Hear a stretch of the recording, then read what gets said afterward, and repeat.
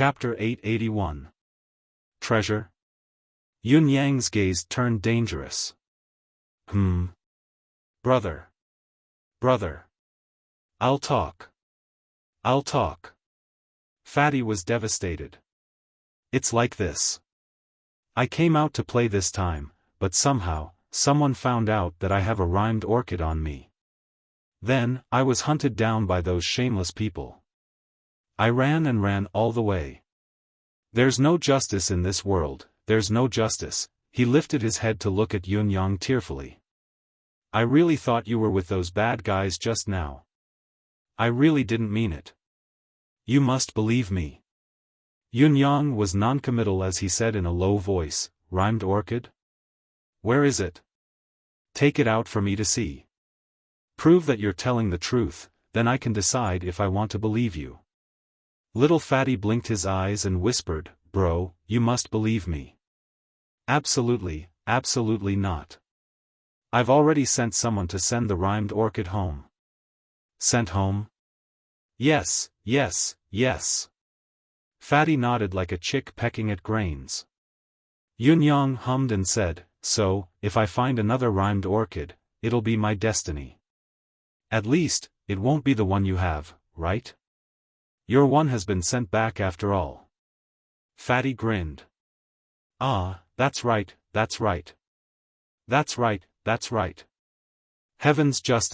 Heaven's justice.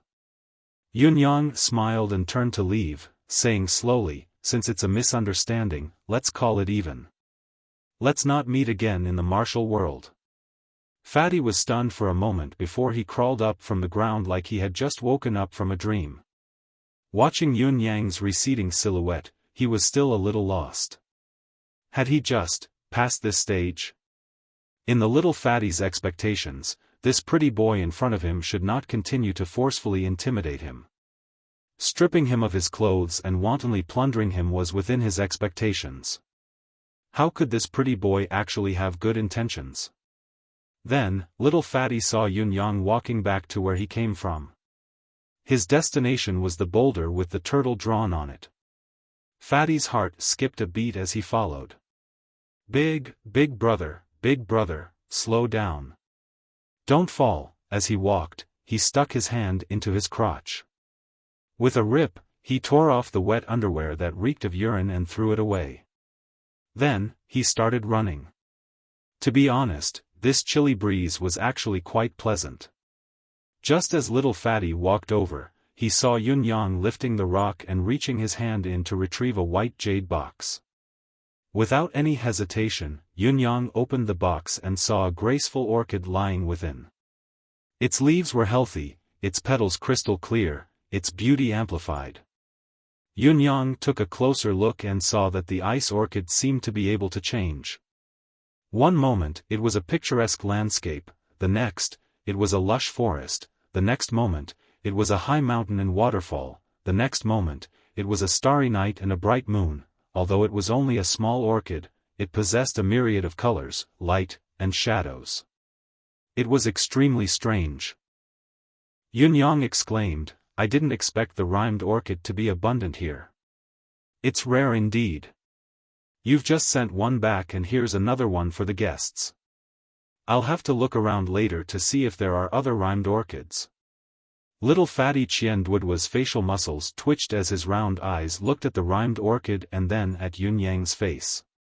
He chuckled dryly and said, Big brother is really lucky. He chuckled and said, This flower is really beautiful. Can I have a look? Ever since I was born, I've never seen such a beautiful and gorgeous flower. Yun Yang glared at him. What did you say? Didn't you just send one back? Haven't you seen enough?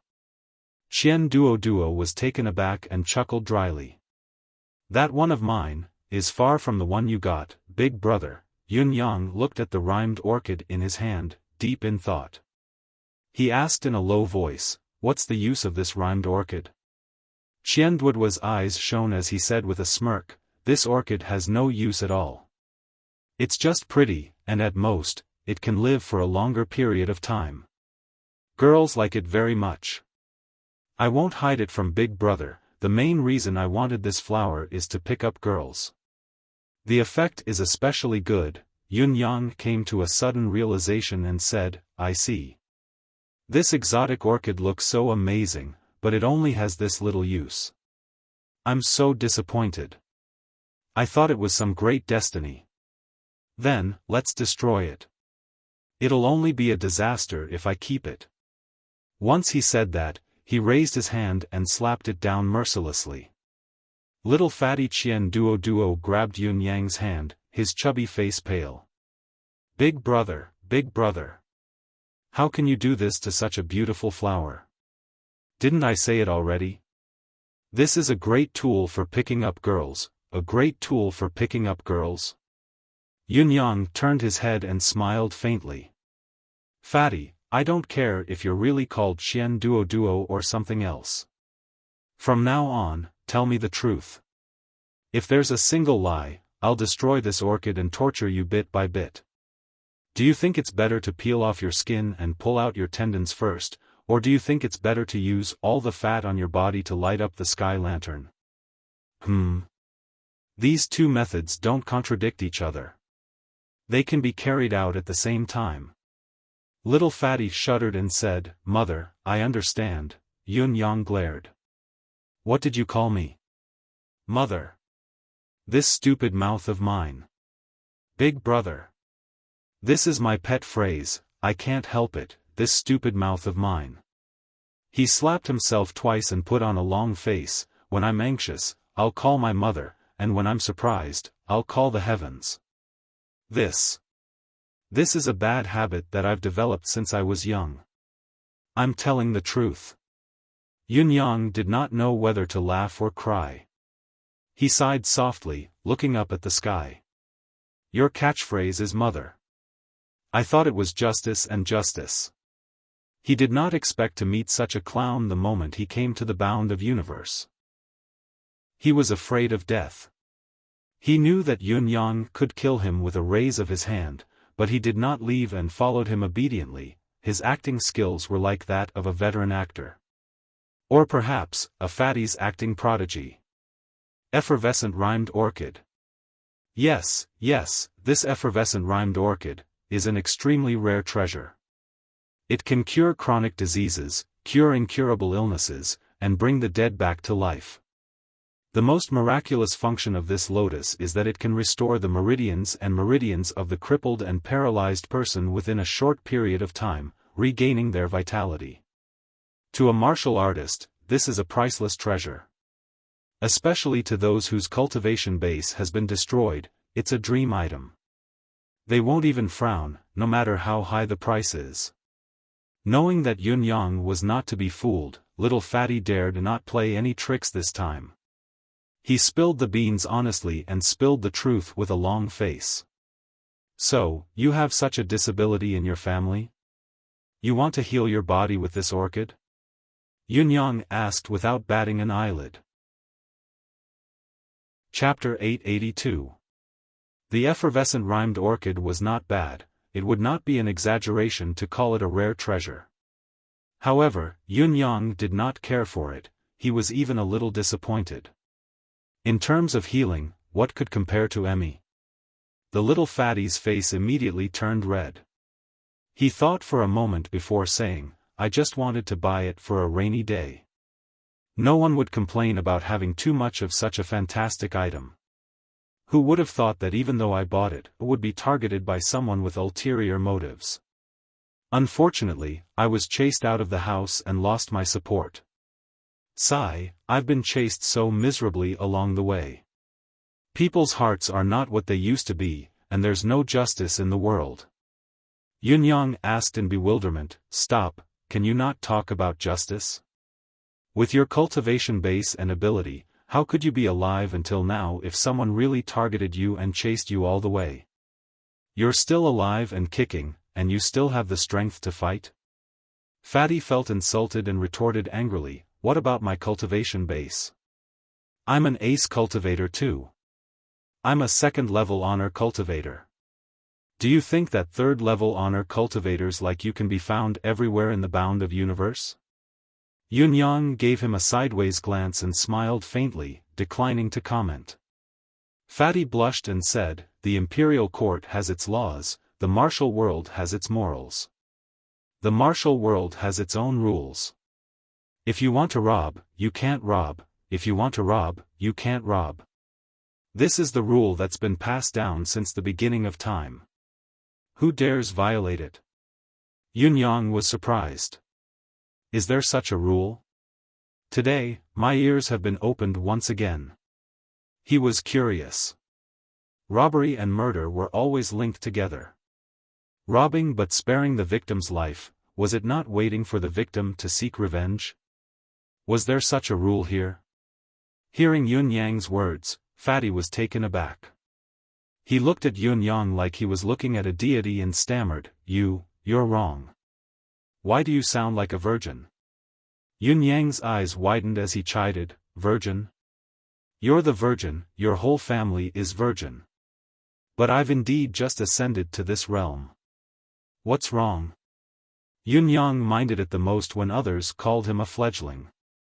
Although he understood what little Fatty meant by fledgling, he still reprimanded him instinctively. The little Fatty's mouth turned into a round black hole. He spoke in a tone as if he was about to die from shock. He said in a rather frantic manner, "You just ascended?" Suddenly, he thumped his chest and stamped his feet, "A novice who's just ascended, and he's already done me in? Abused? Just how useless am I?" Yun Yang added, "Today is my first day in this realm." The little Fatty's shoulders drooped and his head hung low, as if he didn't want to say a word. His remaining confidence had also disappeared. At this moment, the frustration and humiliation in his heart overwhelmed the fear of death. It was too embarrassing.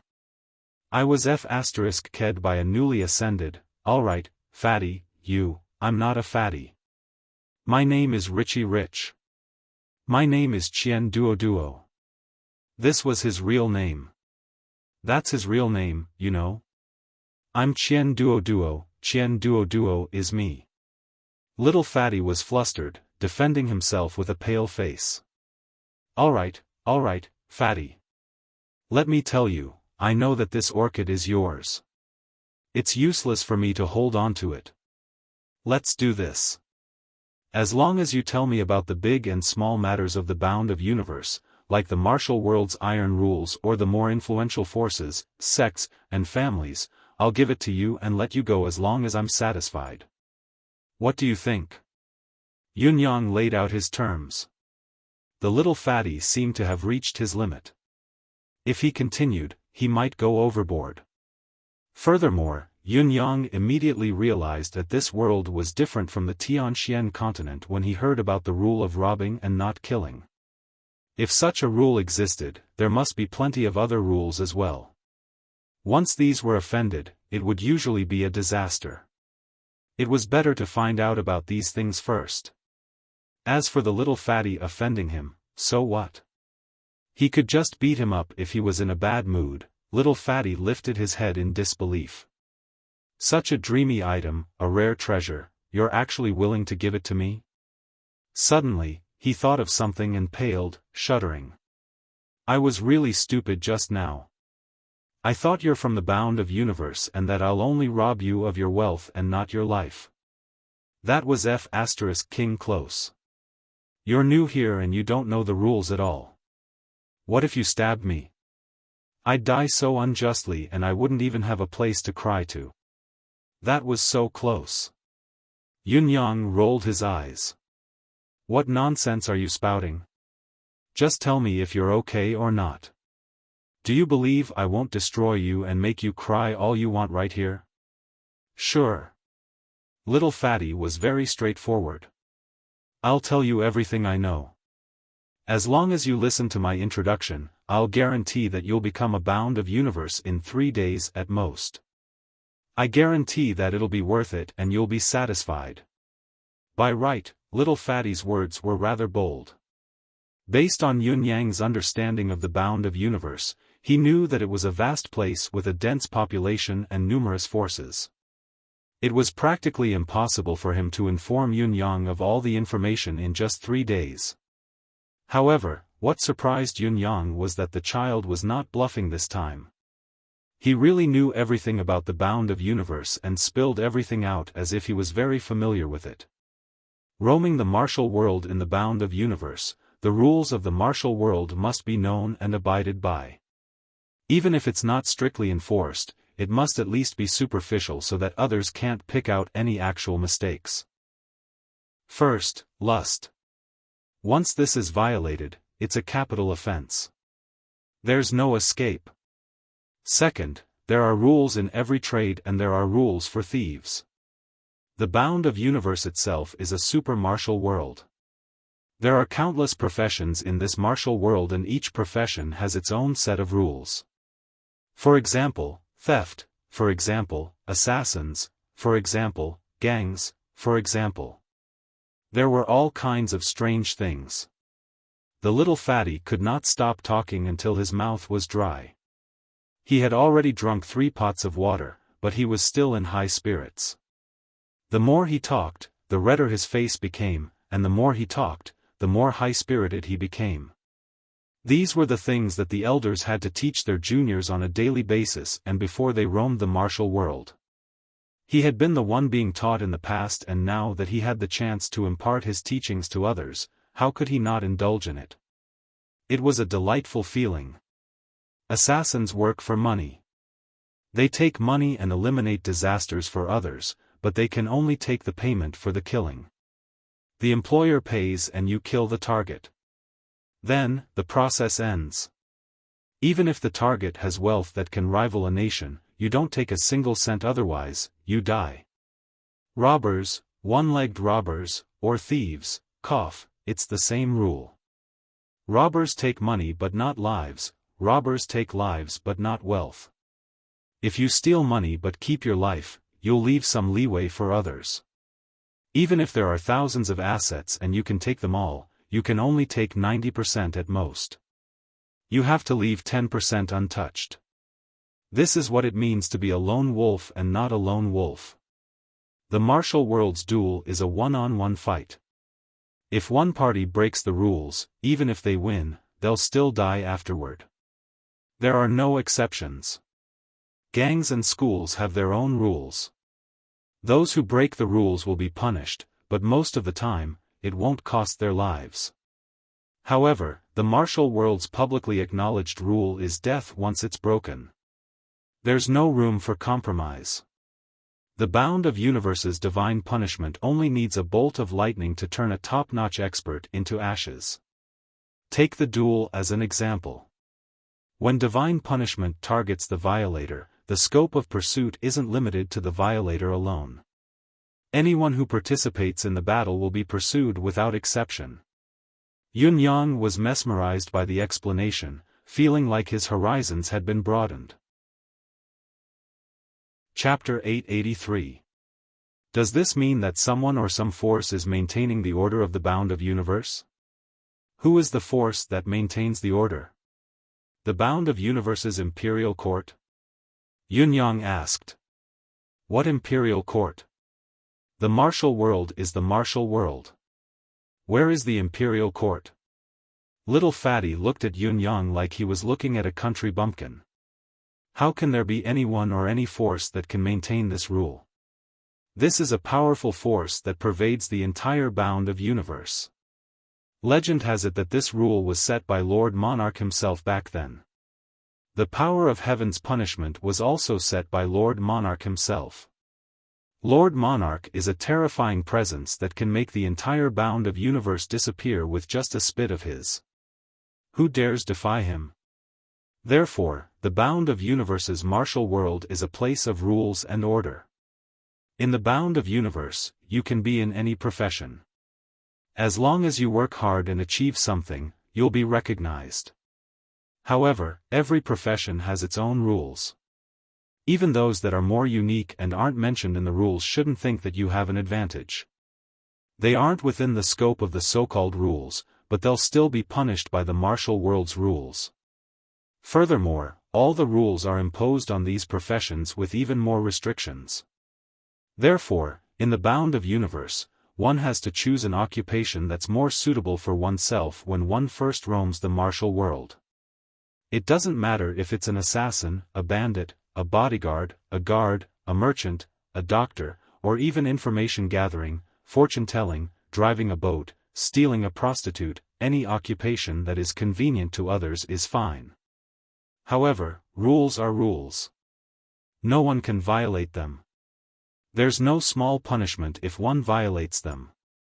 There's only one outcome: death. Annihilation of one's soul. Strict rules. Severe punishment. Yunyang could not help thinking, wouldn't the world be much more peaceful this way?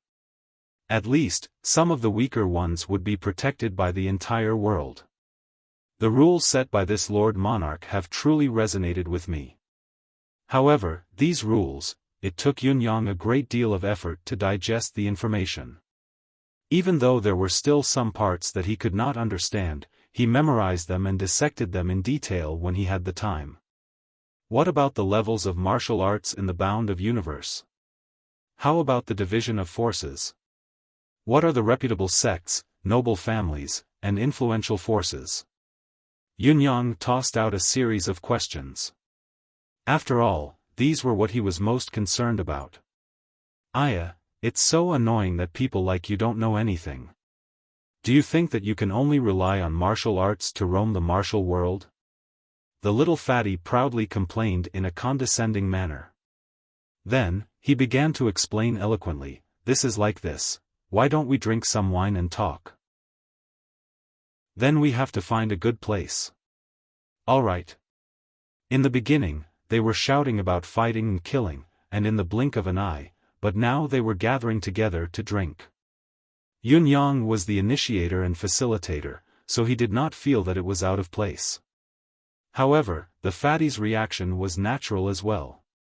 His reaction was strange and unusual. He clearly knew that his cultivation base was far inferior to Chu Feng's, and they were enemies before. They had once fought to the death, and even fell into a state of waiting for death. But now, he could still be so happy. He was truly a weirdo who could do what others couldn't. Yet, little Fatty's eagerness to talk was visible to the naked eye, at least in Yunyang's eyes. If this was still acting, he would not be a good actor, but an award-winning performance. It was stunning. Right, didn't you say that someone is after you? Yunyang thought of the question. It's safer to go somewhere more secluded at this point. The fatty tensed up when he heard that, looking like he still had some lingering fear. He glanced at the path they had come from and said hurriedly, let's go, let's go. Oh, mother, I was too busy telling you the information just now and forgot about this.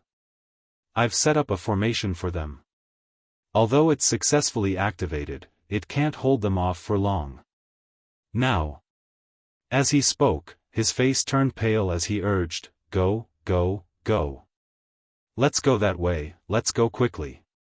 Both of them changed directions at once and made several turns. After some time, they finally left the deserted area and were in another dense forest. Before they left, Yunyang turned back and looked at the forest that had turned into dust seriously, his eyes filled with confusion. Ever since Emmy came to the bound of universe, it seemed to have woken up for a moment before it went back to sleep. However, it was different from the time when it had gone into a defensive slumber due to the depletion of its energy. Now, it had gone into hibernation because it had received an inexplicable benefit that it could not digest immediately. As long as it absorbed the benefit into itself, it would be able to recover without any hindrance. However, Yunyang did not know any of this. The two of them entered the dense forest and circled around. The little fatty found a tree so thick that it would take a dozen people to wrap their arms around it. The crown of the tree was like a huge umbrella, opening up the sky for dozens of feet. What a huge tree! Let's talk about it under this tree. Don't. Before the fatty could finish his sentence, he was suddenly stunned, his mouth agape and tongue tied as he trembled all over. A person slowly walked out from both sides of the tree, one tall, one short, one fat, and one skinny. The newcomers had their arms crossed in front of their chests as they stared at Qian Duo. Their gazes were filled with mockery. Qian Duo, we're obviously lost, but you came looking for us. We should really thank you for your generosity. Qian Duo grew even more dumbfounded, not knowing what to do. The atmosphere was extremely awkward. Yunyang stopped abruptly and took a step back, his eyes squinting. The first thought that popped into his mind was, could this be a trap set by Qian Duo? Then, Qian Duo wouldn't be so stupid, would he? His final thought was, yes, this fellow is just that stupid. Yunyang was an astute person. Just by looking at the expressions of both parties, he understood everything in an instant. The awkward situation before him was entirely Little Fatty's own doing. He had set up the bewitching formation to confuse the enemy, and the effect was obvious, it had indeed bewitched them. However, he had thought that he was smart enough to find a safe place after escaping, and now, he had automatically sent himself to the other party. How could something like this happen? Yunyang could only feel an indescribable sense of collapse. There was actually such a weirdo in this world. If it were not for him, the variable, would it not be the same as the saying, heaven's wrongs can be forgiven, but one's own wrongs cannot be forgiven? Chapter 884. Yunyang sighed. That's right. If this goes on, it'll be hard for the poor to have a son. At the end of the day, it's just because of the huge disparity in the distribution of spiritual qi in this world, the little fatty chuckled. Think about it. Even if you're a peerless genius and have a suitable and profound cultivation method, you'll have to cultivate for 100 years, and you won't even be able to cultivate as fast as those top sects in a day. How are you going to compete with them? You can only join a sect because of the situation. Only then can you improve further. However, it's not easy to join a sect, especially those big ones. The path of cultivation is difficult. It's not just a saying. Yunyang's expression was unprecedentedly solemn. An ordinary cultivator's entire life could only be equal to a day of a super sect's disciple. How could they compare?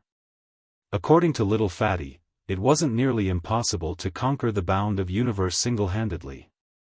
In fact, it was absolutely impossible. Just as Yunyang's heart was haunted by negative emotions, Fatty continued, those who possess the amethyst celestial luck banner and the golden celestial luck banner basically don't roam the martial world. Even if they do, 99% of them won't reveal their identity. After all, it's too much of a bully to compete or fight with others with their background and ability. However, those who possess the black, green, and silver colors are enough to look down on their peers and look askance at rogue cultivators in the martial world. Qian Duo's chubby face was radiant as he talked about these things. Speaking of which, Yunyang was lucky. If it had been someone else who knew about these things, they might not have been as knowledgeable as Little Fatty, who was able to understand the crux of the matter in such an orderly manner, even if it had been someone else. Although Qian Duo's cultivation base was nothing in Yunyang's eyes, he was very familiar with the things that Yunyang desperately wanted to know. He was so knowledgeable that even Yunyang was impressed by him. Perhaps this was the root cause of his low cultivation base and limited combat power. Yunyang came to this conclusion. On the surface, the bound of universe's martial world is controlled by 4 forces. The 9 states and 4 seas are divided into 4 regions. The place we're in now is under the jurisdiction of Sacred Heart Palace, one of the 4 palaces of the East Celestial Palace. The other 3 palaces are Sacred Origin Palace, Sacred Soul Palace, and Sacred Deity Palace. The 4 great powers are Xiaoyao Palace, Eastern Heavenly Palace, Western Holy Palace, and Northern Devil Palace. Among them, Eastern Heavenly Palace is ranked 2nd. Among them, East Celestial Palace ranks 2nd. The reason why Xiaoyao Palace is the leader of the Elemental Gathering Palace is partly because the Demon King is the ruler of the world and his power is unparalleled. Secondly, the 12 demon kings and 36 demon generals under him are all tyrannical beings who can move unhindered in the world. After that, Qian Duo began to introduce the territories of the 4 major forces one by one, as well as the unique characteristics of their individual strengths. He went on and on, one after another. Just the introduction of the Eastern Celestial Palace alone took him a good 4 hours. It seemed like he was far from done, and this was just the tip of the iceberg. Yunyang, on the other hand, was not the least bit anxious. He listened attentively throughout the entire process and memorized them carefully, committing them to memory. Everything that he had obtained today would be things that he could use to roam the Xianhuang world in the future.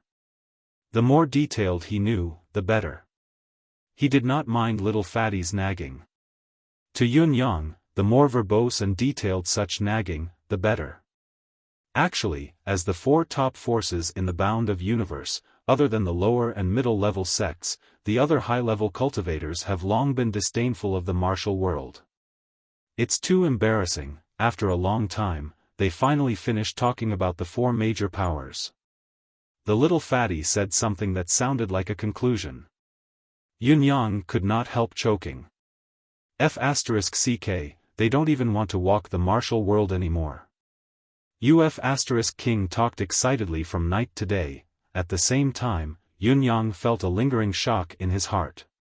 Little fatty's words seemed to have another meaning. Those high-level cultivators did not want to walk the martial world. Even if they were disdainful, even if they were embarrassed, this was not the point. Instead, where did they go? This kind of xiuzhe, this kind of high-level existence, it was impossible for them to hide, and their cultivation path to stop. The so-called true meaning of not roaming the Jianghu instead had another meaning. It should be, that he had other experiences to go through. Such a place could not be compared to the ordinary martial world. Under the 4 forces, the cultivators of the same level from the 4 temples of the Eastern Celestial Palace basically don't walk the martial world anymore. Although everyone knew that they wouldn't truly disappear from this world, it was impossible for them to do so. Even if they do, who can recognize them as long as they don't reveal their identity? So, on the surface, it's the martial world sects fighting for supremacy. Under each temple, there are 3 upper-class sects, 6 middle-class sects, and 9 lower-class sections. These sects are qualified to own the Celestial Luck Banner. Below them are the lower-class sects, rogue cultivators, and various noble families. They're competing against each other, fighting for the chance to rise. There was a hint of sadness in little Fatty's voice at this moment. The sudden sigh made Yunyang take a second look at him. What are you sighing about? What exactly does the chance to rise refer to? Asked Yunyang. The ownership of the Celestial Luck Banner. Little Fatty Qian Duo said, the location of the Celestial Luck Banner isn't fixed. It can be snatched. When a sect reaches a certain level, it can challenge the sect that owns the Celestial Luck Banner. As long as it wins the challenge, it can replace the original sect and obtain the Celestial Luck Banner. As for the defeated sects, they will naturally fall due to the loss and will not be able to recover.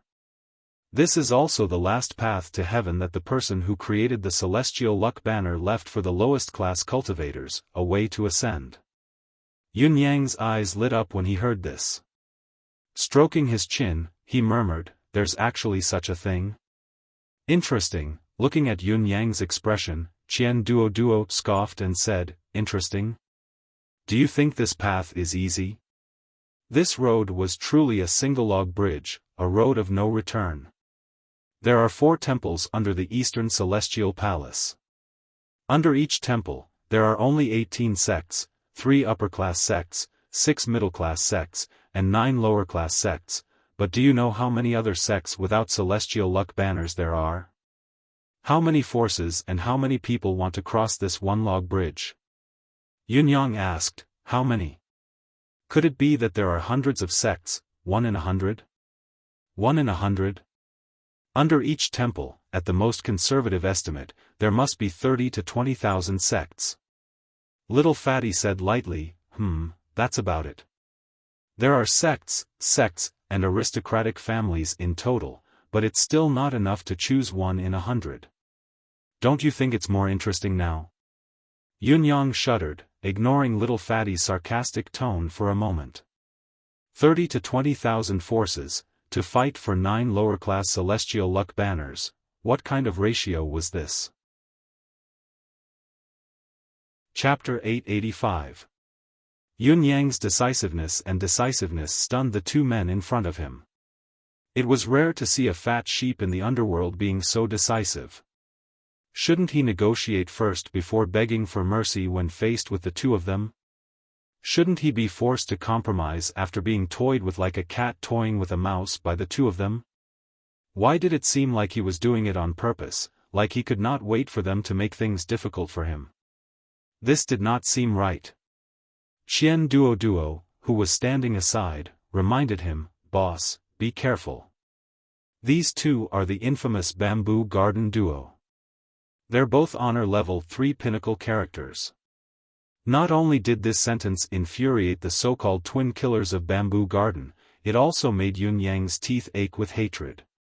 If it wasn't for you, would your father have to face the Bamboo Garden Duo so soon? Their stance was clear with just a word of disagreement. Without further ado, the two men sprung up and attacked at the same time, a sword and an axe in a menacing manner. The other party had just sprung up and had yet to actually attack, but Yunyang could already feel an unprecedented pressure coming towards him. The sudden and massive aura made Yunyang instantly understand the level of these two people's abilities. At this moment, Yunyang, who was facing the immense murderous aura, was delighted instead of shocked. Instead, an odd thought rose in his mind. Based on the capabilities that these two men had displayed so far, at least, he felt that they were at Ling Xiaozui and Du Guchao's level. Perhaps they could not compare to the duo, but they were probably on the same level. According to Fatty Qian Duo, Ling Xiaozui, Du Guchao, and Gu Chaoyang who had arrived earlier could basically be safe and sound in the bound of universe as long as they did not provoke any major trouble. Thinking of this, Yunyang could not help but feel relieved. As for Ji Lingxi, Yunyang was not worried at all. With the existence of the red light that could slay gods, not only could Ji Lingxi do as she pleased in the Tianxian continent, she could do the same in this realm as well. At the very least, before she met some pinnacle experts who could break through the red light, Ji Lingxi did not have to worry about anyone. Moreover, Ji Lingxi's cultivation base was not mediocre either. She had already surpassed Ling Xiaozui and Du Guchao, so she was definitely a minor expert. Good timing. Seeing the incoming attack, Yunyang wielded the divine edge at once. His entire aura changed as well, from the gentle and elegant young master he was a moment ago to a towering, unstoppable god of death. Seeing this, the two people on the other side couldn't help but be shocked. Although both parties had yet to officially meet, the unshakable aura that Yunyang exuded was already overwhelming. It was a unique atmosphere where one's head was in the clear sky, and one's feet were on the ground like a towering mountain, majestic and solemn. The skinny man was already halfway through his attack when he suddenly twisted his body and a golden light flashed in his palm. A ray of light shot out from his hand and hit Qianduo's lower abdomen. His judgment just now was wrong. The fellow in front of him was actually a formidable opponent, and most likely difficult to deal with. In that case, the most important thing to do was not to end this battle as soon as possible but to deal with the other combat power of the enemy, Qian Duo. As long as he lost his combat power and could no longer support this fellow, the two of them could completely eliminate their worries and go all out against Yunyang. They could even make use of Qian Duo as a weakness of the expert in front of them, closing the encirclement and attacking the enemy's reinforcements, creating a diversion. Qianduo's cultivation base was not weak, at the level of a second-level honor, but he did not have much experience in fighting an enemy. When plotting against others, he would gain the upper hand by striking first, so he could be considered agile. Now that he was ambushed, he could not react in time and was struck. Qian Duo shrieked loudly. It was not a big deal for him to cry out, as the ambush he had suffered was within Yunyang's expectations. However, Yunyang was still rather disgusted by this child, so he did not lend a helping hand or warn him, intending to teach him a lesson. After all, the skinny man's attack was meant to paralyze Qianduo's combat power, not to take his life. In spite of it, the protective blue light that glowed from Qianduo's body the moment he was struck shocked Yunyang. The moment the golden light touched Qianduo's abdomen, a beam of blue light rose and knocked the golden light to the ground. This child's weapon is strange. Let's kill him together first, the fat man roared. The skinny man's delay was only the blink of an eye, but the fat man had already been engulfed by Yunyang's overwhelming saber light in this short span of time. Clang, clang, clang, after a series of continuous sounds of weapons colliding, the fatty was shocked to find that the high-grade heaven-splitting axe that he relied on to run amok in Jianghu was already covered in wounds and riddled with holes in an instant. When the skinny man's sword came to his aid and allowed the fat man to catch his breath, the fat man lowered his head to take a closer look. The heaven-opener axe that he treasured like a treasure and refused to leave his side for even a moment had turned into a sawtooth blade. From the axe's head to its hilt, there were densely packed cracks, and they were all facing the same direction. Even if one really intended to use it as a saw blade, one could not wield it at all. The fat man wanted to cry but had no tears to shed. It was also at this moment that the skinny man let out a deafening roar like the fat man earlier. "Fat man, what are you doing? This child's weapon is too strange. Help him quickly." The fat man looked towards the direction of the voice and saw that the long sword in the skinny man's hand had turned into something similar to his axe. Just as he was about to step forward to help, there was a crisp clang as the skinny man's long sword broke into 2 pieces. Then, it became 3 pieces. After all, Yunyang would not stop just because his sword was broken. Of course, he wanted to take his life while he was down. The skinny man, who had managed to block another strike, retreated swiftly, intending to avoid the sharp edge. In spite of this, there was still no expression on the extraordinarily handsome face of his fluttering purple robe. He charged forward in a flash, his intention to kill was clear and vivid. With another clang, there was only the hilt left in the skinny man's sword. Both of them exclaimed at the same time, "Third-level honor?" Prior to this, both of them had tried their best to overestimate Yunyang's cultivation base, but they still did not expect that this young man's cultivation base was actually on par with both of them, who had cultivated for more than 100 years. Otherwise, no matter how divine the weapon was, it would not be able to break a weapon that was protected by layers of powerful mystical qi so easily. The skinny man retreated, throwing the hilt of his sword like a hidden weapon, trying his best to fight for the slightest gap. With a flash of cold light, another sword appeared in his hand. The fat man had changed to another axe as well, charging forward with all his might to provide support. Both of them knew that the combined combat power of the youth before them was beyond their estimation. If either of them were to fall, the other would not be spared either. Only when both of them were together and resisted stubbornly could they have a chance of survival. Chapter 886. For a moment, the blade light rained down like rain, focusing on the skinny man. However, there was another blade that seemed to appear out of thin air. It flashed and went straight for the fatty's vital point between the brows with the speed of a white steed flashing past a crack. Saber Truth, Destiny Blade appeared for the first time in the bound of universe. The saber was merciless, and the Tao was merciless. One skill and two styles were executed at the same time. Blood splashed as the two men cried out in pain and retreated at the same time. The fatty cried out hurriedly, "Who are you? This is a misunderstanding, have mercy." Yun Yang's expression did not change, neither did his gaze. Only the saber light shone brightly as another world seemed to appear in front of the duo. Saber lair. Their upper bodies, shoulders, chests, and other parts of their bodies were struck by the saber. They staggered back, blood gushing out of their wounds. Both men felt like their souls were being torn apart. They waved the weapons in their hands and defended themselves with all their might, but they could not defend themselves against the worldly disturbance. Fortunately, they relied on their profound cultivation base and mystical chi that protected them to reduce the saber's power, so they were not killed. However, what happened next made them feel even more hopeless. Two rays of saber light, one black and one white, one yin and one yang, appeared in the sky. Saber Truth, Destiny Blade made its debut one after another, continuing the legend of the saber in the bound of universe.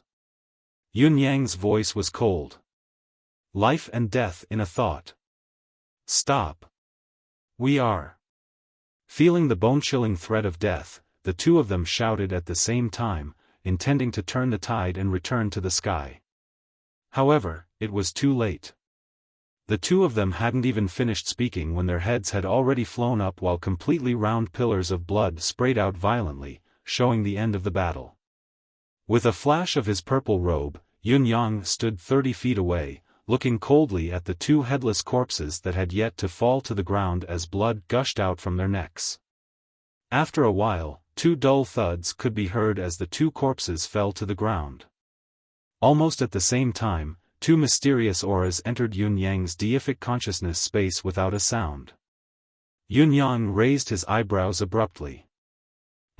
This was probably the karmic aura of this realm, and it was much stronger than the profound sky continents. Killing these two people was much denser than killing over 100 villains in the profound sky continent, so it could be considered as a decent harvest. The result was a pleasant surprise to Yun Yang. But what he felt was completely different. Little fatty Qian Duo stared at Yun Yang with his mouth agape and then at the two corpses. Suddenly, he screamed at the top of his lungs, "Ah! Ah! Oh my God! Oh my God! Oh my God!" Yun Yang frowned and asked, "Have you gone mad? I'm helping him kill his enemy, but he's actually shouting like a madman. He doesn't seem to be surprised at all. What kind of show is this? Is he addicted to acting?" Yun Yang was already annoyed by this child, and now he was even more annoyed. When he turned to look, he could not help but widen his eyes. Above the two corpses on the ground, the shadows of two flags suddenly emerged, swaying in the wind and stopping in the air. It was a spectacular sight. Although the two flags were only illusions, one could clearly see that they were glowing with a green light. They were like reflections of the void, as if they were real. It was a strange sight indeed. When a profound cultivator died, his soul would appear due to his profound cultivation base, and he could even enter the cycle of reincarnation. It was not rare, however, for two flags to emerge from his body. What was going on? This was completely beyond Yun Yang's understanding. Even with his wisdom and composure, he could not help but be stunned as he asked with a frown, "What is this?" The question was naturally directed at little fatty Qian Duo, a native of the bound of universe. Before Yun Yang's words echoed in the air, the two flags had already fluttered and soared into the air. Then, the illusions disappeared without a trace. Little fatty screamed at the top of his lungs, "The celestial luck banner! It's the green celestial luck banner! The celestial luck banner! It's over, it's over!" Yun Yang gave him a slap and said angrily, "What do you mean by over? What are you screaming for? Are you screaming for your soul?" Little fatty's face was filled with despair. "Boss, we're in big trouble, big trouble?" Yun Yang frowned. "What kind of trouble?" At this moment, little fatty's face was filled with grief. "That's the celestial luck banner. Oh my God, this isn't the place to talk. Let's go." Yun Yang disposed of the two corpses with a wave of his hand and grabbed little Fatty, the two of them leaving swiftly. Just by looking at little Fatty's reaction, he knew that this was no trivial matter. However, the person had already been killed. Even if he regretted it, it was useless. Since it was useless, it was more important to sort out the cause and effect as soon as possible. Little Fatty might not be able to explain the matter to him in a short amount of time, but it was something that Yun Yang needed to understand urgently. It was more important to find a place to sort out the cause and effect. Half a day later, in a secluded cave. The paleness on little Fatty's face had yet to fade and his gaze was still blank. The Celestial Luck Banner. Sigh, you've just ascended, so of course you don't know about it. Let me tell you, the Celestial Luck Banner is a top-notch item in this world. Only when a school or family is established and has reached a certain level and is recognized by God, will the Celestial Luck Banner appear. In other words, the Celestial Luck Banner is almost equivalent to the school's treasure. The Celestial Luck Banner gathers the spiritual chi of heaven and earth and stabilizes the school's fortune. It's the treasure of destiny. The treasure of destiny. The Celestial Luck Banner is divided into 6 grades. The lower-class Celestial Luck Banner is black. As long as a school of a certain scale has reached a certain level of ability and qualification, it can possess it. As long as a school has the Celestial Luck Banner, its power will definitely soar because everyone in the school will receive the benefit of accelerated cultivation. The black low-grade Celestial Luck Banner can double the density of spiritual energy at the sect's location. Moreover, because of the sect's providence, when its disciples cultivate and absorb spiritual energy, their absorption speed is several times faster than ordinary itinerant cultivators. Do you understand now? When the concentration of spiritual chi is doubled, the providence will double the cultivation speed. In this case, the cultivation speed of a disciple of a lower-class school will be 4 times faster than that of an itinerant cultivator without a school. Little Fatty looked at Yun Yang and said with some resentment, "Do you understand now?" Yun Yang took a deep breath and said, "I understand a little." Then, do higher grades of Celestial Luck Banners have stronger effects? He thought to himself, if that's the case, doesn't it mean that the itinerant cultivators in this world have no way out? No matter how talented and gifted one was, how could it be compared to someone else's cultivation being enhanced by a school? Not to mention, any disciple that could be accepted by a large sect would have a weak aptitude. Above the lower-class black Celestial Luck Banner is the middle-class green Celestial Luck Banner. Little Fatty said, the green Celestial Luck Banner can increase the concentration of spiritual chi at the school's location by 4 times. The providence of the school is still twice, but when combined, it's 6 times. Little Fatty blinked and said with a chuckle, although the providence is mysterious, it's a fixed number. No matter what grade of the Celestial Luck Banner, the augmentation of providence is limited to 2 times. Take all the sects with the black Celestial Luck Banner as an example. If the spiritual chi absorbed by a itinerant cultivator is 1, then the spiritual chi of a lower-class sect is 4. Together with the double providence, it's actually 6 times that of an itinerant cultivator. In this case, 1 year of cultivation is equivalent to 6 years of cultivation for an itinerant cultivator. After that, the middle-class sects have 4 times the spiritual chi, which is 16 times that of an itinerant cultivator. Together with the double providence, it's 18 times. In other words, a middle-class sect's cultivation speed is 3 times that of a lower-class sect. It's 18 times that of an itinerant cultivator. Once Little Fatty said this, Yun Yang understood everything at once and could not help but be shocked. Don't be in a hurry to be shocked. The upper-class sects of a higher class have the silver Celestial Luck Banner, which is 10 times the spiritual chi atmosphere and 2 times the providence. 10 times the spiritual chi is 1024 times. Together with the double providence, it's 1026 times. In other words, 1 day of cultivation in an upper-class sect is equivalent to more than 3 years of cultivation for an itinerant cultivator.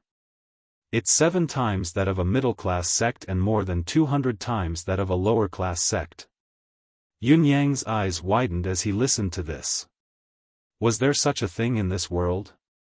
Did this not mean that cultivating in an upper-class sect was equivalent to ascending to heaven in a single bound? Was there still a way for itinerant cultivators to survive in this bound of universe? Little Fatty said, this is only the upper-class, middle-class, and lower-class sects, only 3 of the celestial luck banners.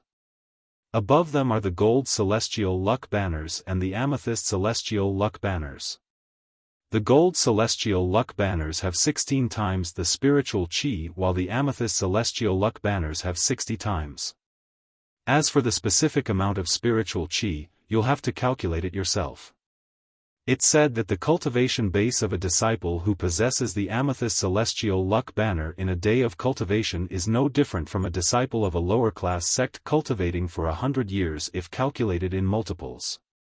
Although it varies from person to person and depending on their aptitude, and the number of talented disciples in any sect is very small, but, with this kind of support, even the most useless disciple in a high-grade sect is more outstanding and powerful than the most talented disciple in a low-grade sect. Compared to the sects and schools, the aristocratic families who can possess the celestial luck banner are relatively limited.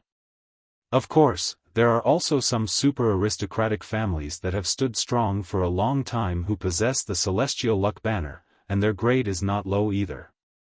However, most of these so-called aristocratic families only attach themselves to a certain sect and become its vassal, cultivating with the power of the celestial luck banner. Little Fatty Qian Duo sighed and said, this is also the fundamental reason why it's hard for a poor family to produce a noble son in the bound of universe now. This is also the fundamental reason why the martial world is filled with sects and schools, aristocratic families, the so-called one-legged bandits and the so-called martial world itinerant cultivators are becoming rarer and rarer.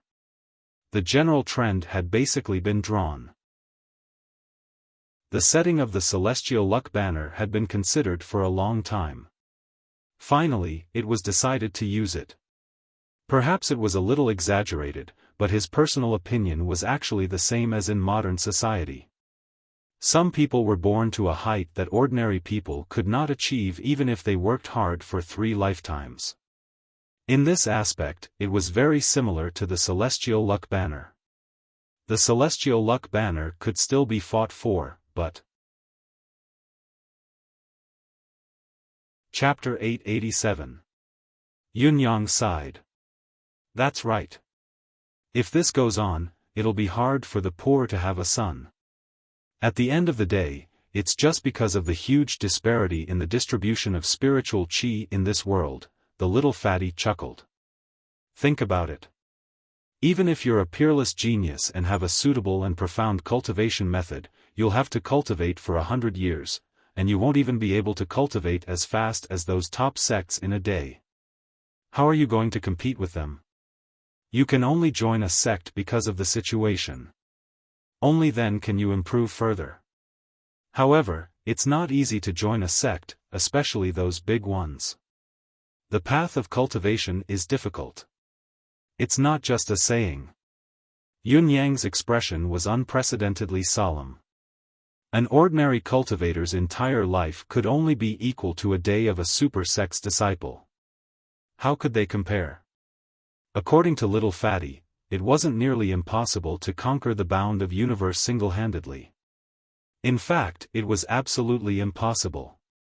Just as Yun Yang's heart was haunted by negative emotions, Fatty continued, those who possess the amethyst celestial luck banner and the golden celestial luck banner basically don't roam the martial world. Even if they do, 99% of them won't reveal their identity. After all, it's too much of a bully to compete or fight with others with their background and ability. However, those who possess the black, green, and silver colors are enough to look down on their peers and look askance at rogue cultivators in the martial world. Xian Duoduo's chubby face was radiant as he talked about these things. Speaking of which, Yun Yang was lucky. If it had been someone else who knew about these things, they might not have been as knowledgeable as little Fatty, who was able to understand the crux of the matter in such an orderly manner, even if it had been someone else. Although Qianduoduo's cultivation base was nothing in Yun Yang's eyes, he was very familiar with the things that Yun Yang desperately wanted to know. He was so knowledgeable that even Yun Yang was impressed by him. Perhaps this was the root cause of his low cultivation base and limited combat power. Yun Yang came to this conclusion. The martial world of the bound of universe is ruled by 4 forces on the surface. The 9 states and 4 seas are divided into 4 regions. The place we are in now is under the jurisdiction of one of the 4 palaces of the Eastern Celestial Palace, the Sacred Heart Palace. The other 3 palaces of the Eastern Celestial Palace are Saint Origin Palace, Saint Soul Palace, and Saint God Palace. The 4 great powers are the Xiaoyao Palace, the Eastern Heavenly Palace, the Western Holy Palace, and the Northern Devil Palace. Among them, the Eastern Heavenly Palace is ranked 2nd. It was only inferior to the Xiaoyao Palace of the monster race. The reason why Xiaoyao Palace is the leader of the Elemental Gathering Palace is partly because the Demon King is the ruler of the world and his power is unparalleled. Secondly, the 12 demon kings and 36 demon generals under him are all tyrannical beings that can move unhindered in the world. Few can match them. After that, Qianduoduo began to introduce the territories of the 4 major forces one by one, as well as the unique characteristics of their individual strengths. He went on, one after another. Just the introduction of the Eastern Celestial Palace alone took him a good 4 hours. It seemed like he was far from done, and this was just the tip of the iceberg. Yun Yang, on the other hand, was not the least bit anxious. He listened attentively throughout the entire process and memorized them carefully, committing them to memory. Everything that he had obtained today would be things that he could use to roam the Xianhuang world in the future. The more detailed he knew, the better. He did not mind little Fatty's nagging at all. To Yun Yang, the more nagging and detailed, the better. Actually, as the top forces in the Xianhuang world, other than the lower and middle-level sects who are still active, the higher-level cultivators have long been disdainful of roaming the martial world. It's too shameful. After a long while, little Fatty finally finished talking about the 4 forces. It was as if little Fatty had ended the conversation. Yun Yang could not help choking. F***ck, they don't even roam the martial world anymore, but King talked excitedly from night to day. At the same time, there was a lingering shock in Yun Yang's heart. Little Fatty's words seemed to have another layer of meaning. Those high-level cultivators who did not roam the martial world. Even if they were disdainful, even if they were shameful, this was not the main point. Instead, where did they roam? Such cultivators, such high-level existences, would never hide, and it was impossible for their cultivation journey to stop. The true meaning of not roaming the martial world had another meaning instead. It should be that they had other experiences to train in. Such a place could not be compared to the ordinary martial world. Under the 4 forces, the cultivators of the same level from the 4 temples of the Eastern Celestial Palace basically don't roam the martial world anymore. Everyone knows that they won't really disappear from the world. Even if they still roam the martial world, as long as they don't reveal their identity, who can recognize them? So, on the surface, it's the martial world sects fighting for supremacy. Under each temple, there are 3 upper-class sects, 6 middle-class sects, and 9 lower-class sections. These sects are all qualified to possess the Celestial Luck Banner.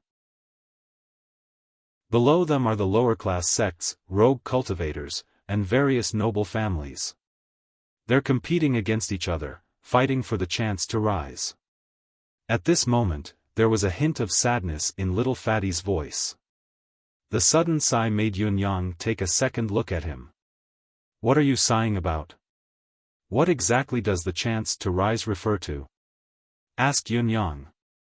The ownership of the Celestial Luck Banner. Little Fatty Qianduoduo said, the location of the celestial luck banner isn't fixed. It can be snatched. When a sect reaches a certain level, it can issue a challenge to a sect with the celestial luck banner. As long as it wins the challenge, it can replace the original sect and obtain the celestial luck banner. As for the defeated sect, it will naturally fall due to the loss and won't be able to recover. This is also the last path to heaven that the person who created the celestial luck banner left for the bottommost cultivators, the path of advancement. Yun Yang's eyes lit up when he heard this. Stroking his chin, he murmured, "There's actually such a thing?" "Interesting." Looking at Yun Yang's expression, Qian Duo scoffed and said, "Interesting? Do you think this path is easy to walk? It's a one-log bridge, a path of no return. There are 4 temples under the East Celestial Palace.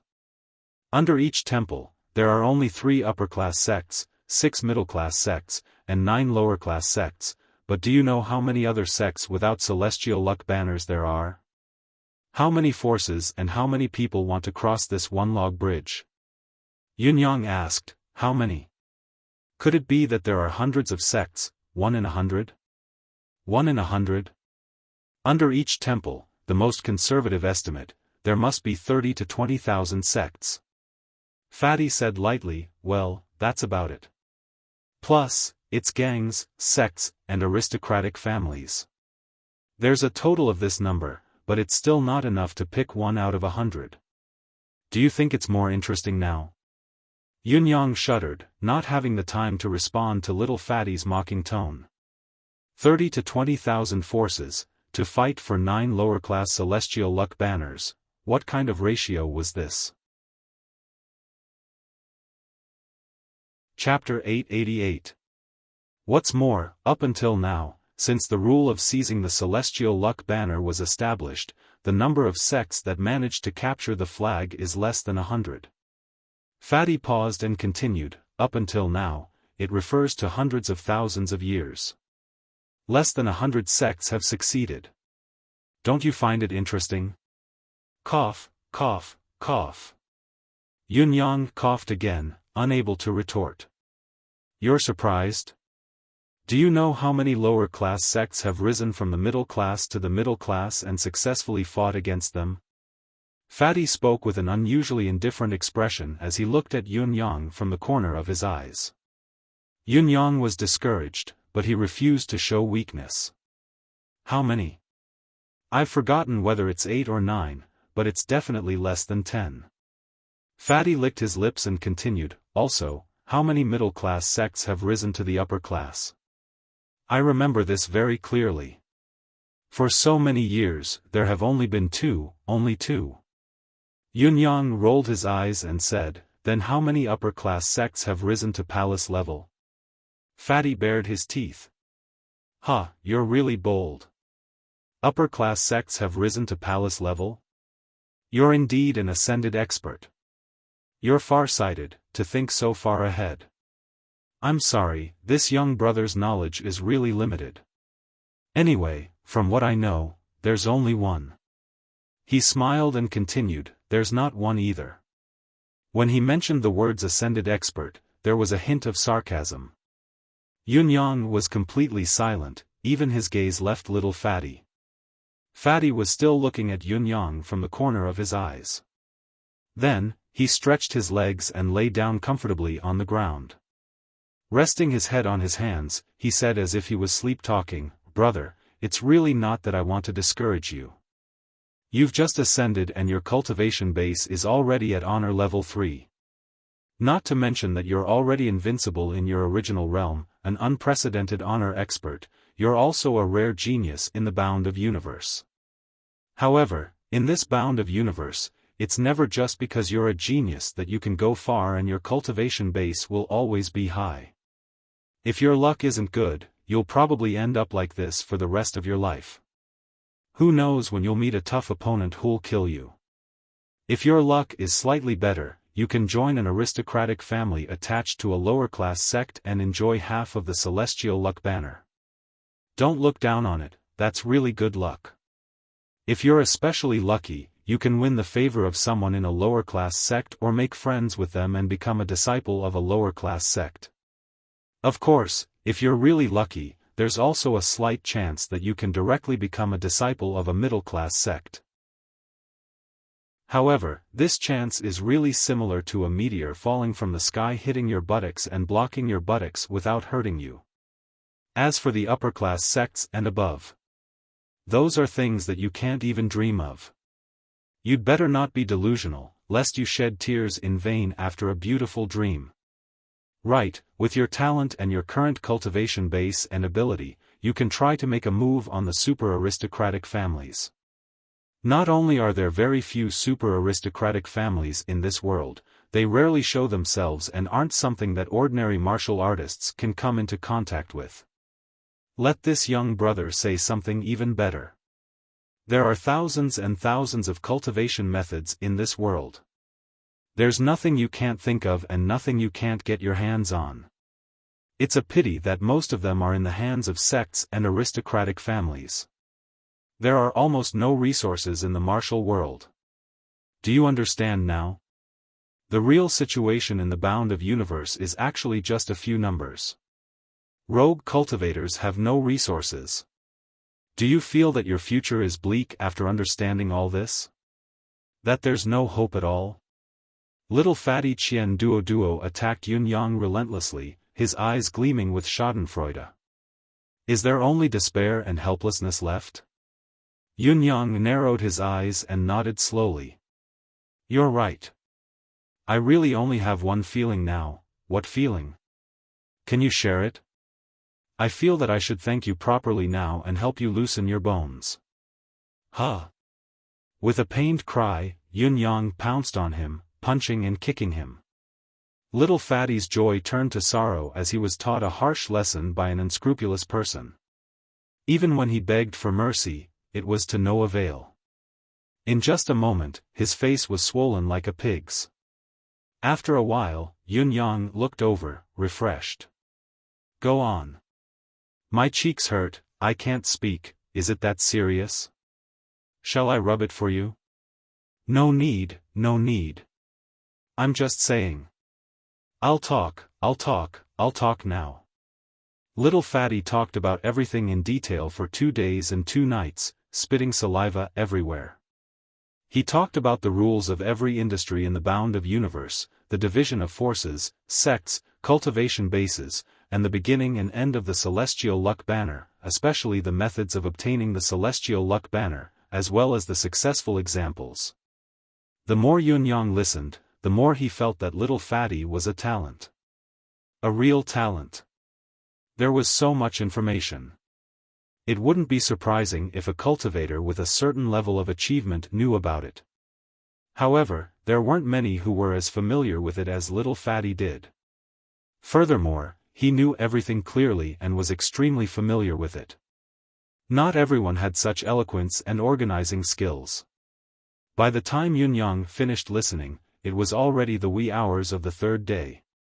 Yun Yang did not feel the slightest bit sleepy. Sitting at the entrance of the cave, he looked at the sky that was starting to brighten as he pondered quietly. Little Fatty, who had also stayed up for a few days, peeked at Yun Yang's expression with reddened eyes.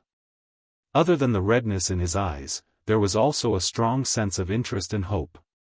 He guessed that Yun Yang was thinking about how he would go on in the bound of universe in the future. Qian Duo was filled with curiosity.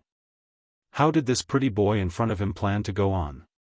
The only thing he could be sure of was that no matter which path Yun Yang chose, it would not be an easy one.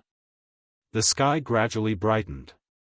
The dew on the leaves of the few stalks of grass at the entrance of the cave glimmered. Yun Yang pondered in silence, like an old monk in meditation. Little Fatty finally could not hold it in anymore. He got up carefully and said, "Boss. Boss. You. What do you plan to do? This young brother is untalented, but I'm willing to serve you." Yun Yang was not at all surprised by Little Fatty's reaction. He had long seen that this child had nowhere to go and his future was bleak. Following him was, in fact, the best way out now. Otherwise, he would not have introduced him so diligently. It was as if he was afraid that he would be rash and inadvertently violate some law of heaven. You mentioned the black celestial luck banner, green, silver, gold, purple, but these are only the 5th class. Didn't you say there's a total of 6? Cough, there's the supreme banner at the end, but that's not something ordinary people know. Everyone knows that there is one, but no one knows what it is exactly. I see. Yun-yang pondered and returned to the topic at hand. What do you want me to do? When he asked this, Yun-yang's heart was as calm as ice. He had made up his mind. What does everyone want Yun-yang to do? Chapter 889. Fatty rolled his eyes and said, "How would I know what you should do? I only want to ask you now, boss, for this period of time, let's team up. Ever since I saw you, I've felt a sense of familiarity and affinity." What? Team up? You feel a sense of familiarity? Affinity and affinity? Yun-yang turned to look at him, his eyes unusually wide. Although he had already expected this person to submit to him, what kind of words did he utter? Could he be any more shameless? Are you addicted to me hitting you? Fatty looked a little bashful. Actually. I'm just a little lonely. I want to find a companion. Yun-yang almost laughed out loud. Lonely? Why don't you say you're empty, lonely, and cold? Your father has a strong arm, but I can't give it to you. You're afraid, aren't you? Afraid that you'll be killed at any time if you're alone? Yun-yang looked at Fatty teasingly. Following me is actually finding a bodyguard by your side? Not only can you talk to relieve your loneliness and emptiness, you can also be protected and supported during critical moments. Fatty blushed. This isn't embarrassing, is it? Yun-yang smiled and said in a low voice, "Of course not." Fatty cheered and said, "Boss, you've just come up anyway. Even with my explanation, you've never put it into practice. You know how it is, but you don't know why. Why don't you team up with me? At least, you'll have a guide who knows everything, won't you?" Yun-yang nodded. "What you said makes a lot of sense. I agree wholeheartedly." "Very well. Alright, I'll team up with you." When little Fatty heard that, his brows immediately danced and his face beamed with joy. "Fatty, your family background isn't simple either, is it?" Yun-yang asked. His words seemed to touch upon the little Fatty's sore spot. His expression, which had just brightened up, immediately darkened again. He sighed silently and said, "You're right, but it's a pity that my family is no longer my family. My father was the patriarch, but he passed away last year and passed on to second uncle. Just 3 months ago, second uncle expelled me from the family and forcibly deprived me of the celestial luck banner and spirit vein. Now, I'm just a rogue cultivator in the pugilistic world." At this point, little Fatty's face was filled with malevolence as his muscles spasmed. She took a few deep breaths and held back her tears as she said slowly, "Not only am I homeless now, but I also have nowhere to stay.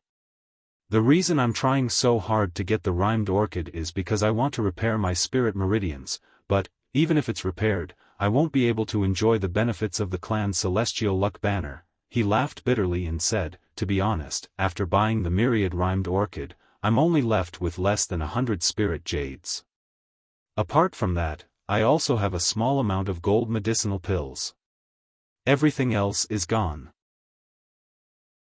When he chased me out of the house that day, he didn't even let me return to my own courtyard to tidy up. Yun-yang was silent for a moment before he said, "I see." He had always felt that this little Fatty's actions were too extreme. He was like a bird that was frightened by the mere twang of a bowstring, rootless duckweed, and had no sense of security at all. So this was the reason why he was so passionate towards a complete stranger like him. It seemed that little Fatty was not lying when he said that he was lonely. However, there were other factors: loneliness, hatred, helplessness and despair without anyone to rely on. That was barely enough. It was also because of this reason that he had stuck himself to Yun Yang like a plaster after confirming that Yun Yang was not a bad person, at least not someone with ulterior motives towards him. He did not even care that he had just ascended and did not know anything, nor did he have any foundation.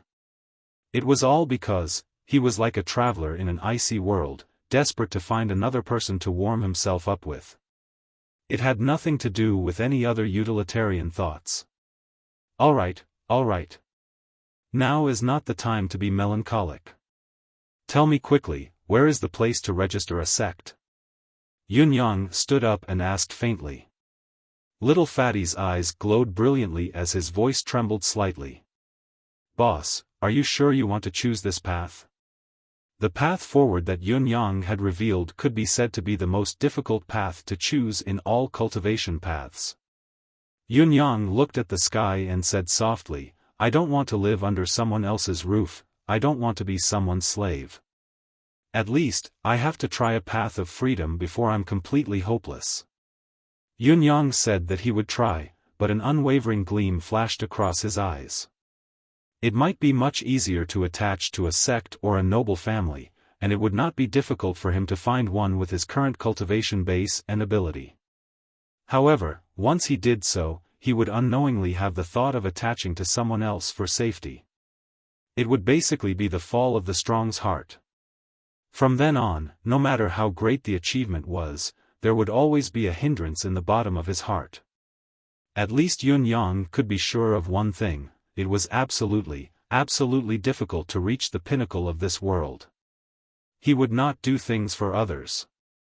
In fact, Yun Yang had such a plan ever since he heard about the Celestial Luck Banner. He would rely on himself and seize it by himself. If it were not for the fact that the Celestial Luck Banner was a unique item in this world, Yun Yang was even confident of creating it. Yun Yang did not deny that the Celestial Luck Banner was the cornerstone of this world's cultivators and that it was a rare divine item, but did he lack the items that could be called divine items? Whether it was Emi, the divine edge, or the endless divine art, they were all rare divine items. Yun Yang was confident that what he had would not pale in comparison to the so-called Celestial Luck Banner. I have one last question, Yun Yang said. Loved? The little fatty answered subconsciously. What? What did you say? Yun Yang was bewildered by little fatty's answer. What kind of answer was that? What was it? Little fatty came to his senses and quickly made up for it. Hey! What question did I ask? Where did this Celestial Luck Banner come from? This thing is so mystical, it must have an extraordinary origin. Yun Yang said in a low voice. The Celestial Luck Banner, as the name suggests, is a treasure bestowed by the heavens. Little Fatty was once again confused by Yun Yang's question, only giving an illusory answer after a while. Bestowed by the heavens? If the Celestial Luck Banner is bestowed by the heavens, then it should be a predetermined number. However, when a sect snatches another sect's Celestial Luck Banner, it's obviously obtained by force through its own strength. How can it be bestowed by the heavens? Isn't the saying that it's bestowed by the heavens a lie? Yun Yang said. Chapter 890. Yun Yang did not interrupt and waited for little Fatty to continue, obviously looking forward to the origin of the Celestial Luck Banner. It's been said that the number of Celestial Luck Banners is also fixed. When the Celestial Luck Banner appeared, there were a total of 9,999 banners in the world. No matter when, the total number of Celestial Luck Banners will not change.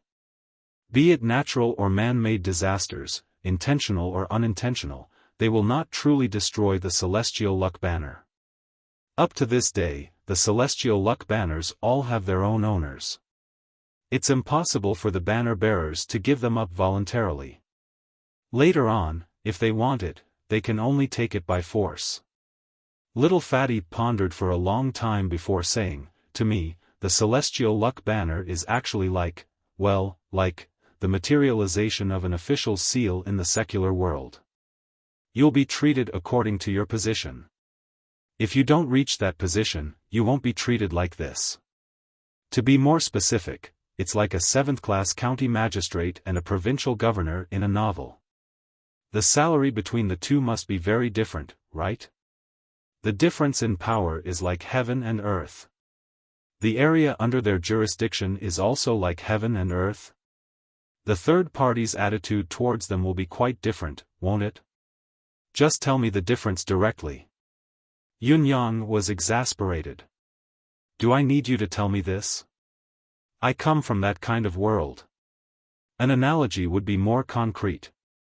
Xian Duo said, for a person to become a county magistrate, he needs to first learn knowledge, temper, take exams, and be recognized by the superiors. Only then can he accept the appointment and wield power. But there are only so many official positions. If you come to take up the post, what will the county magistrate you replace do? Will he resign, will he be dismissed, will he be prosecuted, or will he be killed? It all depends on the outcome of the game between you and him. That's all. Yunyang said faintly, it doesn't have to be so extreme. It's not impossible for the replaced to leave because of a promotion. Little Fatty was stunned for a moment before he finally said dejectedly, Boss, your idea is unconventional and meaningful, but it's unrealistic and difficult to implement because there's no possibility of promotion with the celestial luck banner. Yunyang's interest grew as he listened. Let's put aside the question of promotion for now. That's still far away. Just tell me about the initial pros and cons of getting the celestial luck banner, as well as the direction of application. The little fatty pondered for a while again. After deliberating over his words, he said, the overall situation seems to be settled after obtaining the celestial luck banner, but there are still many loose ends to deal with. It's not something that can be done once and for all. Take the county magistrate as an example. When you become the county magistrate, you undoubtedly hold the power of life and death within a certain range. However, it will take a certain period of time to truly follow the orders of your superiors and follow the orders of your subordinates. This is because the people under your rule are still the same people, bearing the mark of the original county magistrate in their bones. In other words, even if you snatch the celestial luck banner, the force recognized by heaven will still be the original school and not you, the actual owner of the celestial luck banner. Therefore, what you have to do at this time is to be recognized by heaven. Yunyang frowned. That's exactly what I'm asking. How do I get recognized?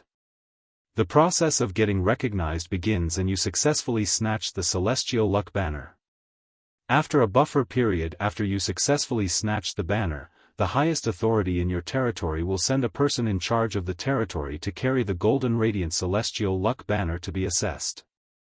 The content of the assessment is to accept the battle test of 3 celestial luck banners of the same level.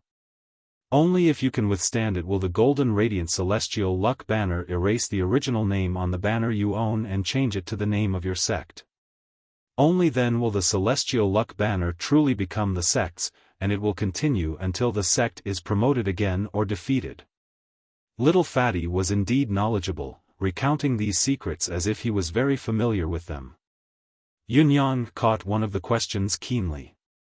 Accepting the battle test of 3 celestial luck banners of the same level in succession. There must be something else going on. I think there must be a difference in ranking among the same level. If there is, if the 3 schools that are ranked higher are sent to attack, won't it be a futile effort? Little Fatty stared at Yunyang for a while in surprise and awe. This boss had not even established his sect yet, but he had already thought of such a far-reaching problem. Of course it won't be too extreme. Although there are rankings within the sects, there are only 9 in total. If you defeat the sect ranked 9th, then only the 6th, 7th, and 8th sects can come and attack you. There is also a further assessment standard. The strongest sect in the assessment can only send half of its strength to fight you. The second strongest sect can send 70% of its strength. Even the weakest sect can only send 90% of its strength to attack you. The comprehensive assessment after capturing the banner is the same.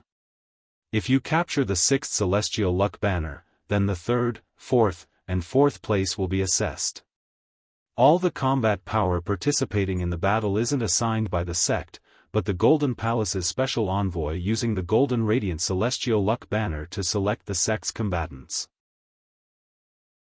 This ensures absolute fairness, and there's rarely any favoritism or fraud. Yunyang grinned. This may not be accurate. What if the challenger defeats any of the top 3 sects? Where would you find 3 assessment sects?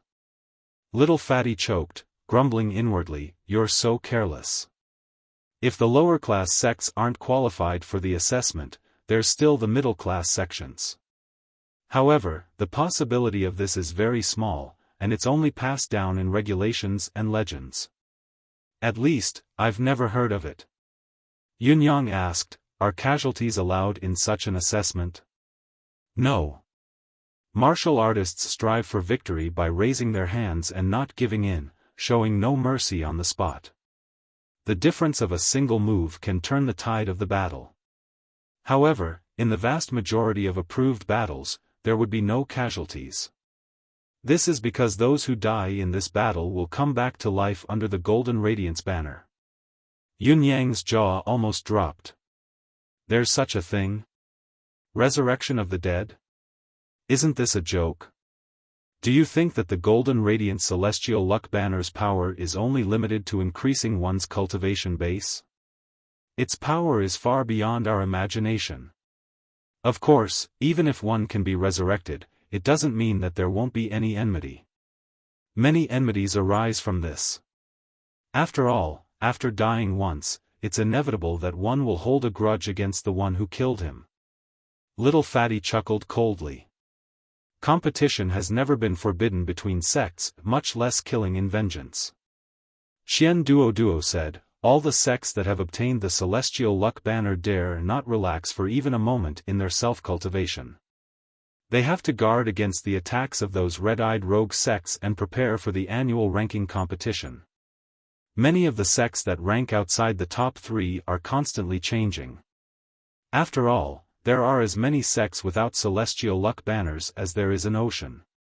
While there is a gap between rogue cultivators and the disciples of sects that have lower-class Celestial Luck Banners, it's not impossible to catch up.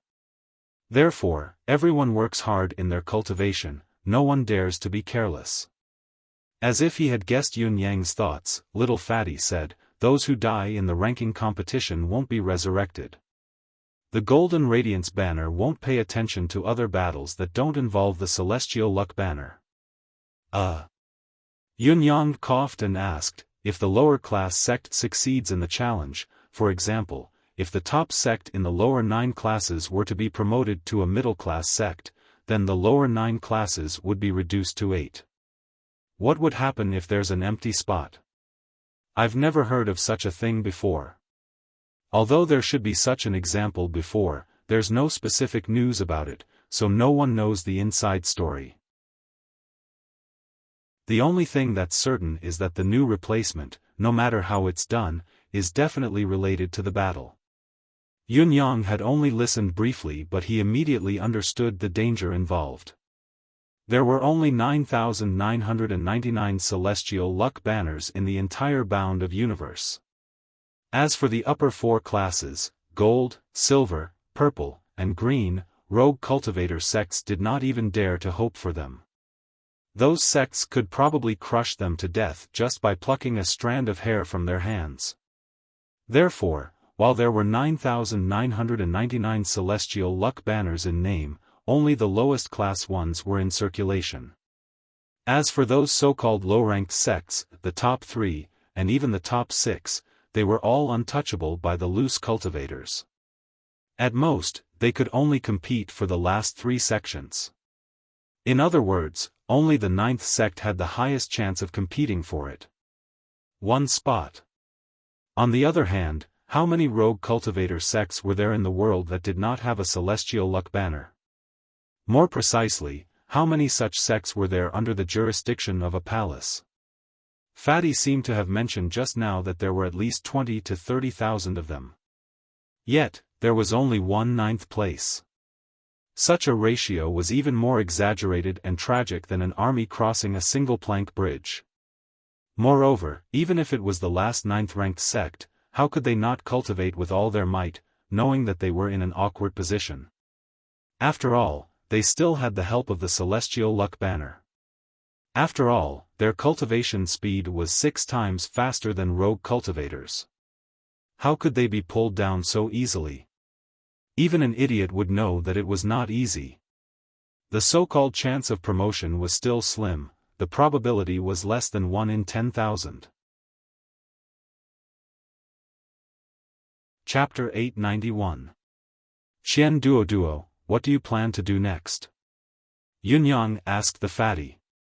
Lin Fan could not help but admit that this little fatty whom he had just met was truly a talent. He was a know-it-all and was familiar with the many stories of the Xianhuang world. Not only that, he was the type of person who knew more than most people.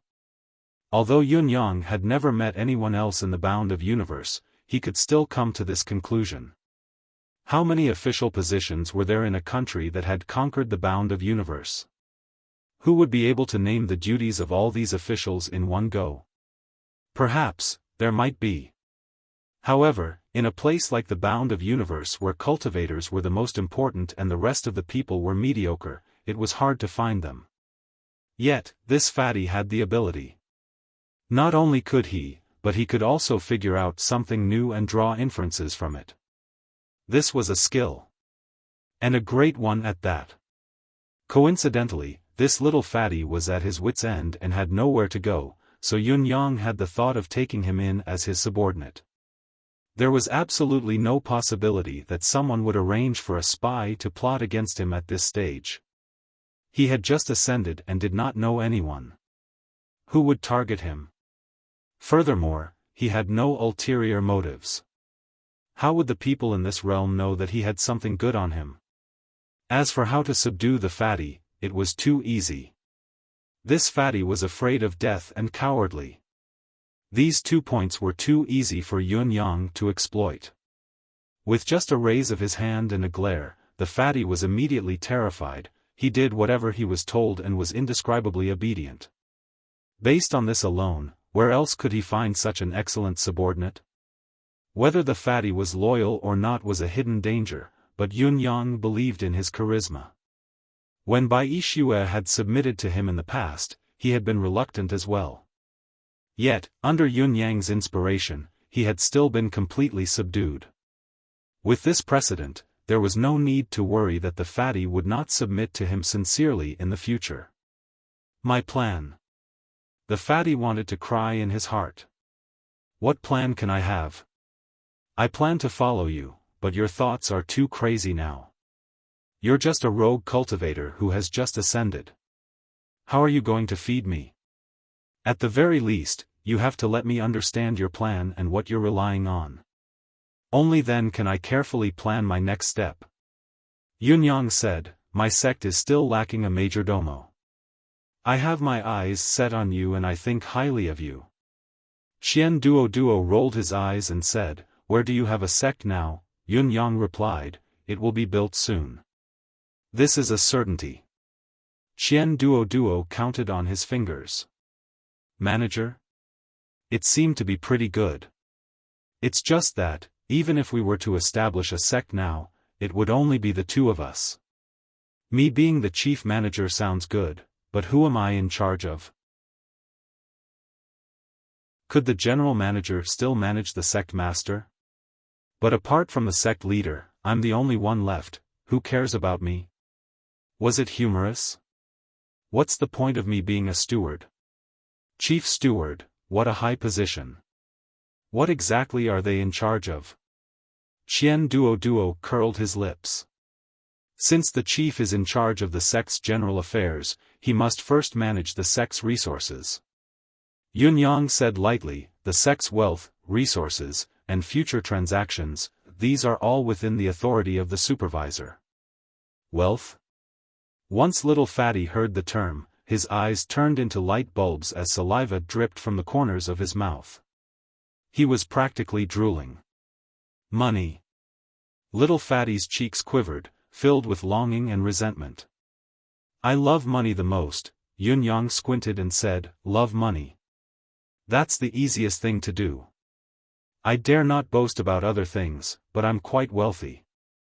Little Fatty shot him a doubtful gaze. You've just ascended. Even if you're impressive and confident in your original world, have you seen the bound of universe's resources?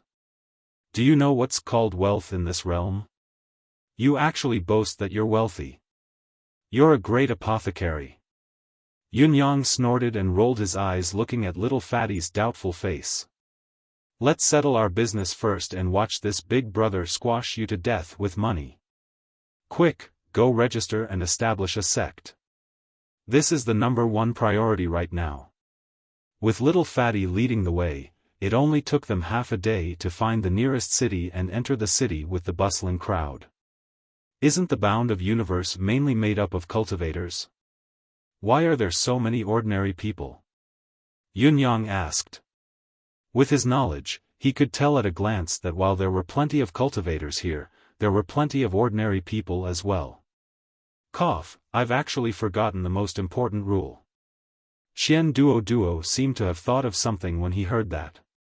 His expression was extremely serious. It's these ordinary people who don't know martial arts and have no mystical qi. They're the biggest taboo in the bound of universe. Yun-yang replied, huh? Where did this come from? What's the taboo? The bound of universe's first iron law, the first rule of heaven, is that cultivators are strictly forbidden to lay a hand on ordinary people. Those who violate this rule shall be punished with the death of their entire family. Little Fatty Qian Duo enunciated each word in a solemn tone. Yun-yang felt lightheaded. Strictly forbidden to lay a hand on ordinary people? Those who violate this rule shall be punished with the death of their entire family? How could it be considered as laying a hand? This concept was a little hard to understand. If you slapped him, it would be considered as laying a hand. If you killed someone, it would also be considered as laying a hand. Even if you took a stalk of vegetables from him, it would still be considered as laying a hand. Could such a small action be punished with the death of his entire family? Is there a more specific way of saying it? Like causing someone to be injured or killed? There must be some specific restrictions. Yun-yang asked. No. Qian Duo said, this is the first rule of heaven. It's completely unreasonable and indiscriminate. Even if an ordinary person scolds you, as long as you talk back and retaliate, you'll face the death of your entire family. There was once a cultivator who bought something in the market just because he gave a silver coin less.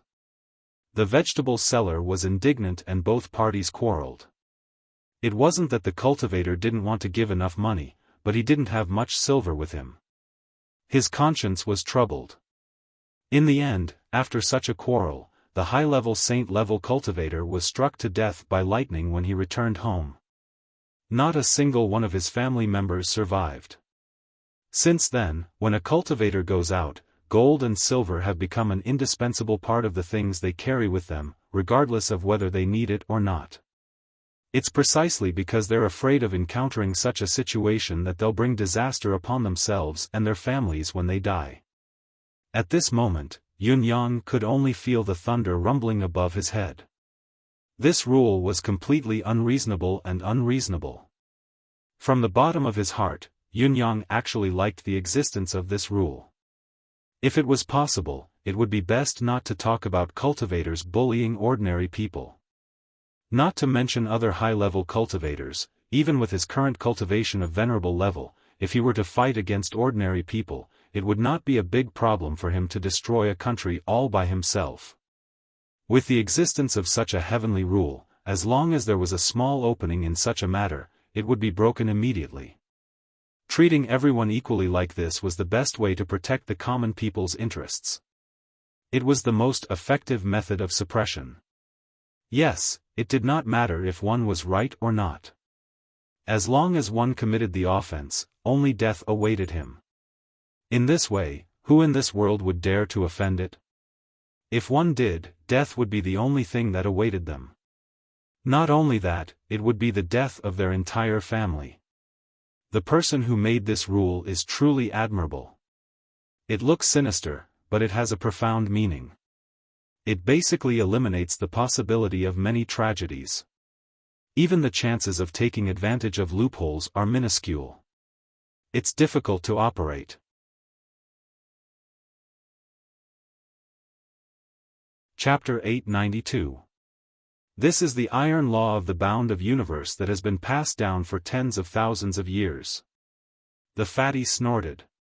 If you don't believe it, you can argue with an ordinary person. You'll know the pros and cons after you try. Yun-yang exploded at once. Why don't you try? This fatty had sores on his head and pus on the soles of his feet. This was no longer a joke, he was setting himself up for death. Both of them arrived at the registration office of the sections. Yun-yang finally experienced firsthand how intense and cruel the competition between the cultivators of the bound of universe was. Not to mention the schools that already existed, just these people before him that were packed so tightly that not even a drop of water could trickle through. What were all these people? Just by looking at the people queuing here, there were more than a few hundred people. Did this not mean that there were hundreds of sects waiting to be built? And this was only what he saw before his eyes, a minute reflection of a certain hour in a day. Then, how many sects would be added to the bound of universe in a year? Yun-yang could not help feeling a little dizzy. You want to queue? Nonsense, you don't want to queue?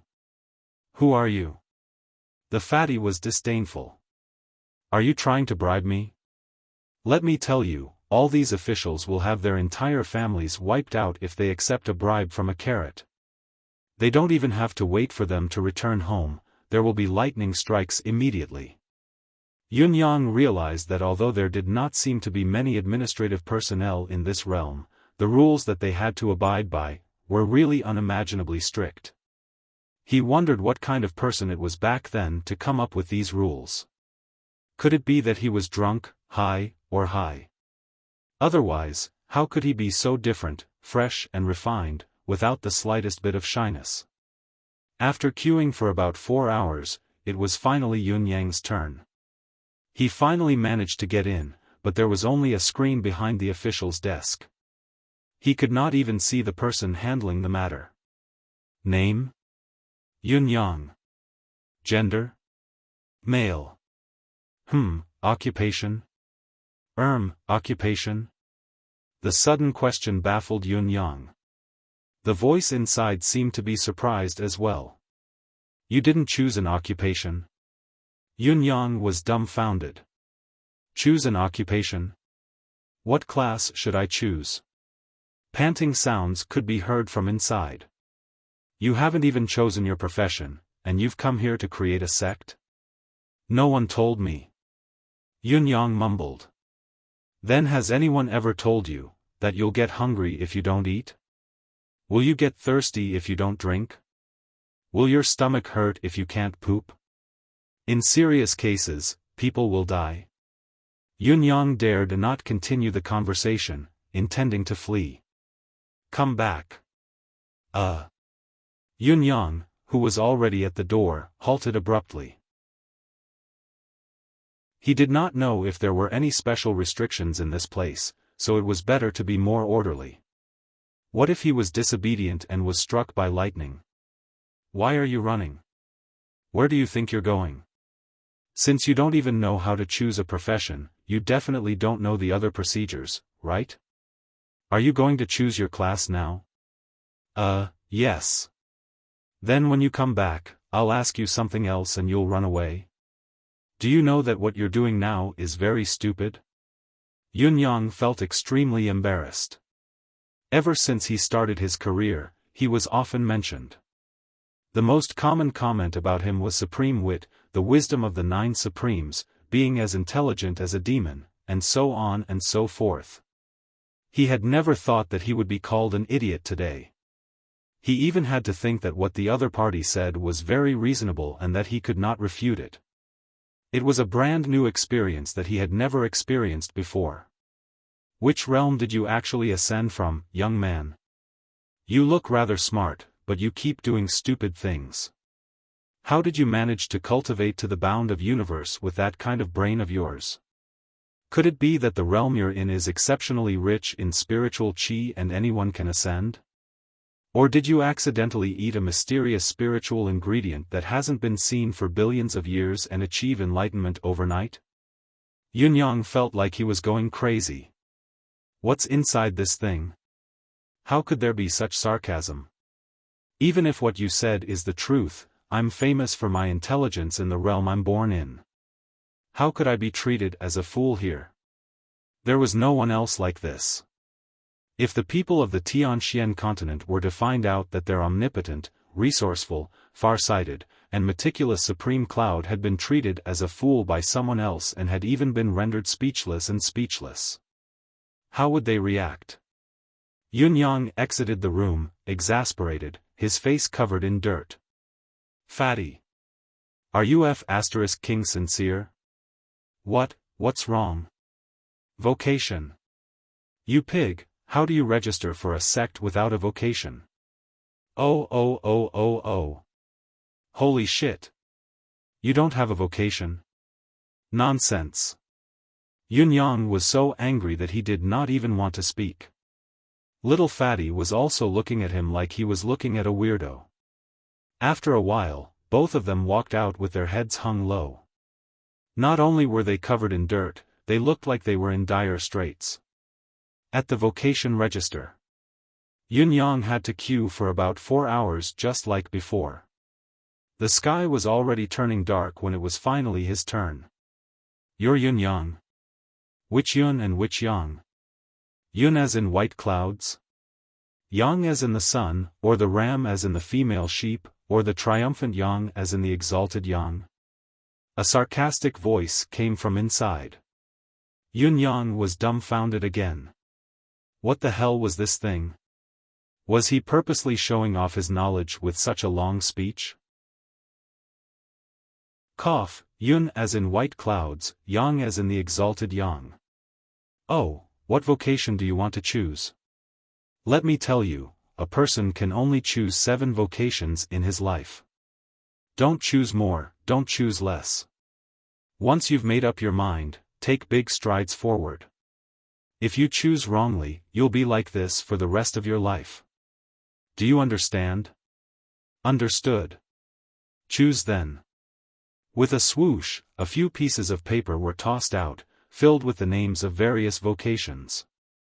The first page was filled with legitimate professions such as farmers, chefs, tailors, merchants, dentists, shopkeepers, and even bailiffs, coroners, cooks, and other professions were listed. Of course, Yunyang would not choose such professions. He skipped them and flipped to the second page. The first on the second page was an assassin while the second was a robber. The corners of Yunyang's lips were twitching. In Tianxian continent, this was a trade that would result in the extermination of an entire family, but it was so open and aboveboard here. Needless to say, he had to choose the first and the second. Swordsman, saberman, all right, he could choose both as well. Concealed weapons? He had to choose this as well. Wait, this was already 5. The person just said that he could only choose 7. Thinking of this, Yunyang quickly asked, Sir, does it mean that I can't fight with other weapons if I choose to be a swordsman? You can use your hands and feet. Yunyang was speechless. He wanted to curse 1,000,000 times. You've chosen to be a swordsman, what else do you want? Don't tell me that you, a swordsman, don't fight with your sword and instead want to stink others to death? The voice came from inside. Chapter 893. To be honest. If it had been in the martial world, the fellow opposite him would have been dragged down by Yunyang and beaten up 8 times over. It was the first time in his life that he had seen such a despicable person with such a sharp tongue. Suppressing his anger, he continued to choose. There were two other types. Beast tamer. He had to choose this as well. 6 of them. Medicine master. There was no need to choose with Emmy around. Blacksmith. There was no need to choose even if Emmy was around. Mercenaries. Information. Divine ability. This option seemed to be very high class. Recalling his 9 forms of transformation, Yunyang chose this one without hesitation. Other than that, he seemed to know quite a few more. However, that person had said before that he could only choose 7 types. There were no more slots. After Yunyang had made his choice, he held it in his hand and pondered over it. What else could be replaced? This was something that could not be changed in the future. It was a one-time deal, and he had to weigh the pros and cons. He thought for a long time, pondered for a long time, weighed the pros and cons for a long time, and finally gave up. That's all. I won't be exchanging. Dead or alive, this was it. May I ask, sir, can I still change my mind after I've made my choice? You still want to change it? Then why did you choose this in the first place? Do you think this is digging in the mud? If this piece of mud is not suitable, I'll change to another one. Or was he looking for a wife? You want to try another girl if she doesn't look good and isn't useful? Cough, that's not what I meant. Then what do you mean? Do you think your family owns this place? If this line of work isn't good, then change to another line. People like you, let me tell you, you won't make it in any line of work. You can't do anything and you can't eat anything, yet you're thinking of changing professions. You can't even catch up to eating sh*t if you change professions, do you know that? Yunyang was infuriated. Yunyang had never come across such a despicable person in his entire life. Have you chosen? I'm done. If you're done choosing, why haven't you presented it to me yet? Will you be able to give birth if you leave it down there? It's going to be dark soon, don't you know? Do you think I'm the same as you who doesn't eat food and only eats shit? If you want to wait for the food to be digested, you'll have to wait for others to digest it and then produce it for you. For you to enjoy in big mouthfuls? Yunyang was so angry that he was trembling all over. How despicable. How despicable was that? He handed it over with trembling hands. The official took it and said with great dissatisfaction, "What kind of rubbish did you choose? There are only a few of the most common occupations, yet you make it sound like it's a serious life event. What a waste of my time, useless people doing useless things, wasting my good time. Here." A small purple token was tossed out and landed at Yunyang's feet with a clang. "Take it, silly child. Being a swordsman or a swordsman is your own play." Then, a gentle gust of wind blew from within, gently pushing Yunyang out of the door before the door slammed shut with a bang. Yunyang's handsome face was already livid with rage, almost losing its color. Xian Duo saw that his lips were trembling and did not know what had happened. "Boss, what's wrong with you? What happened?" Yunyang was so angry that he almost broke down. "The people here, speak really." His fingers were trembling. "What a bastard. Sigh, don't take it to heart. Those who work here are basically from the Sacred Heart Palace. These people may not have a high cultivation base, but they have a lot of connections. Even if you have to suffer a little, we can only stare at them. We really can't afford to offend them, but that person's mouth is too despicable. I advise you to let it go. There's really nothing we can do about it. These people are all like that." Xian Duo chuckled and said in a low voice, "I'll tell you the truth. 99% of these workers are scum from the Sacred Heart Palace who have failed in their cultivation. They're not skilled in either literature or martial arts. That's why they're sent to such a remote place to manage chores. But they're still the descendants of the Sacred Heart Palace's cultivators in their bones. They have a lot of connections. Their attitude is bad because they've been chased out of the Sacred Heart Palace. Naturally, they feel uncomfortable, but they dare not slack off and suffer the wrath of heaven. How can they be nice to us? It's normal, it's really normal. Yunyang was immediately relieved and said, I see. But how can the Sacred Heart Palace have such descendants when they're so blessed by nature? Xian Duo said, no matter where it is, any sacred cultivation ground, paradise, or paradise, it's inevitable that there will be some disappointing scum. These people are either not talented enough and are naturally not suitable for cultivation, or their natural state of mind is too poor, making the path of cultivation difficult, or, anyway, there's such a group of scum. Their existence is reasonable. Yunyang agreed. Indeed, their existence is reasonable. Aren't there also many prodigal children born in the royal family? Xian Duo clapped his hands and said, Boss, you're absolutely right. That's the reason. It's getting late. Let's find a place to stay first. Shall we come again tomorrow? Little Fatty suggested. All right. Come early tomorrow morning and queue up first. I'll come after breakfast. Let me tell you, as the majordomo, you have to take care of these things. After a whole day of waiting in line, Yunyang did not want to queue up in person anymore. Little Fatty's chubby face immediately turned bitter. I, the majordomo. I haven't even applied for the sect and I'm already appointed. And I'm even doing the work of queuing. What a good treatment. It was noon the next day. Finally, it was Yunyang's turn. After going through all the information, have you come up with a name? Yes. What?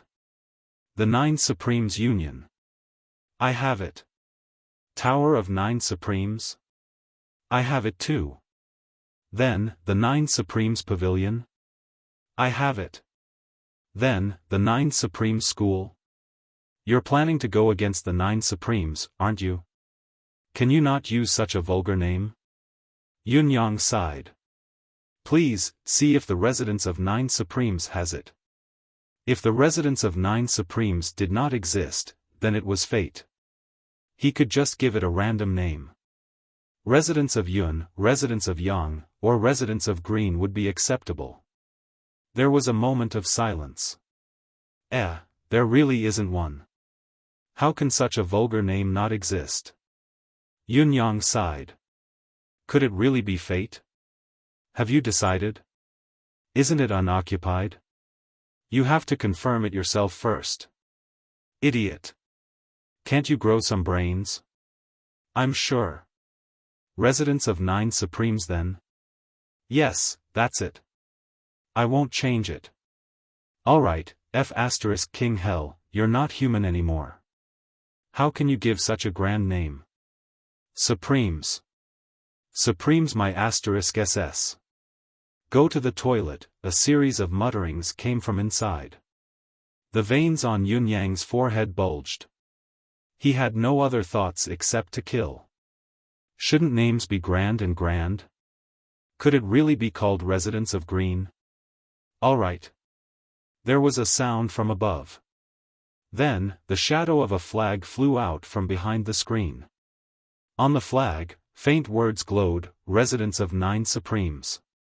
The shadow traversed hundreds of feet and landed quietly on Yunyang.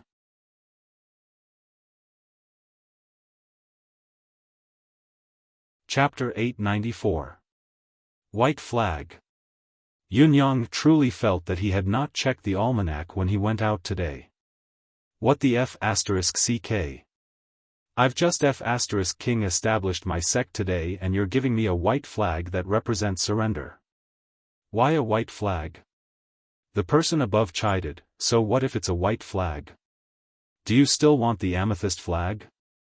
What else would a newly established sect give you if not a white flag? White buttocks. Idiot. When are you going to stop being an idiot? A low chuckle came from the side. I can't believe there's still such an idiot in this world. What a weirdo, don't ruin the word weirdo. This child should be a bumpkin who has just come up. He's a simpleton who doesn't know anything. Only his looks are passable. Your white buttocks and white buttocks have reminded him that you've done your best. Yun Yang was exasperated. Oh heaven, oh earth, oh the mighty beings of the faraway galaxy, please allow me to kill. I really can't stand it. But I still have to. If I don't, I'll be struck by lightning. The lightning will strike, my soul will be destroyed, and I'll be doomed eternally. Yun Yang chanted in his heart, endure for a moment, calm and tranquil, take a step back. Endure. Endure.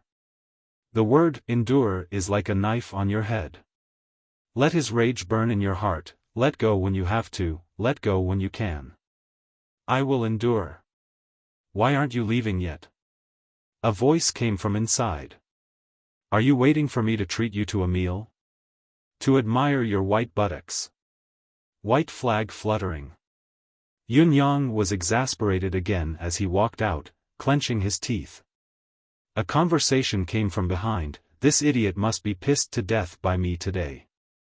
Look at how he dares to be angry but doesn't dare to speak up. How delightful. Ha ha ha. My favorite thing to do now is to torment these idiots. This is our greatest pastime and benefit. Ha ha ha, a burst of laughter rang out. A voice then came, who's next? Hurry up, don't dawdle. Yun Yang walked out, holding his stomach. If he did not, his stomach would probably explode from anger. The 9 Supremes, Supreme Cloud and Supreme Wit, had never been teased and humiliated like this before. What happened today could not wash away the humiliation that filled his face even if he were to pour the waters of 3 rivers and 5 lakes. The successful registration of a sect was a joyous occasion, but Yun Yang did not feel the slightest bit of joy. Instead, he felt like he was about to explode and needed to vent. Little Fatty's face lit up as he ran over excitedly. Big bro, did you succeed? Yun Yang answered weakly, success. Aya, that's great. What should we call our group? Yun Yang rolled his eyes. Let me catch my breath first. After a while, Yun Yang caught his breath and said, the Residence of 9 Supremes. Residence of 9 Supremes? Little Fatty Qian Duo was beaming with joy. What a domineering name. The Residence of 9 Supremes. Huh. As the name suggests, it has 9 supreme leaders, right? Then who am I? You're the manager. Chief Steward, who does he count as? General Manager, he is the General Manager. It's not, the Supreme? No, duh. The little fatty was in a daze. He said with a sense of loss, it's not Supreme, Yun Yang sighed. It's fine if you want to be the Supreme. However, every time there's a mission, you have to go personally. You have to kill and rob, you have to risk your life, you have to go through water and fire, as long as there's danger, you have to go. Where there's danger, you have to be at the front line. Huh. If you don't take the lead, how can you become the Supreme? This, on the contrary, the Majordomo is in charge of logistics. You manage money, people, channels, and resources. The entire wealth of the Residence of 9 Supremes is in your hands. Actually, your main role is to earn money, to make the Residence of 9 Supremes the wealthiest force in the world, to become a real Qian Duo is your ultimate role. Do you understand now? Although you're not the Supreme, in this Residence of 9 Supremes, other than me, you have the highest authority. Yun Yang guided him patiently, trying his best to seduce him. Little Fatty's eyes shone as he listened, his tongue licking his lips. How about this, I'll give you a chance. If you really want to be the Supreme, I can make an exception and let you be Supreme Money, in charge of buying lives. If you don't want to be Supreme, be Majordomo Qian. Yun Yang said, choose one of the two. Qian Duo sprung up. I want to be Majordomo Qian. All right then, my Majordomo Qian. From this moment on, you officially take up the position. It's worth celebrating. I'll give you a chance, treat me to a meal. Where's the money? What money? Little Fatty wanted to cry. I'm the Majordomo, I have so much authority. Even if our sect is just a newly established sect, there must be something I can manage. Even if you don't give me money, you can give me something else. Whatever it is, I have to manage something. Yunyang thought about it. Alright, you can manage this first. When you have no money, when you need it, use this to exchange. A spatial ring was tossed into Qian Duo's chubby hand. Qian Duo pursed his lips.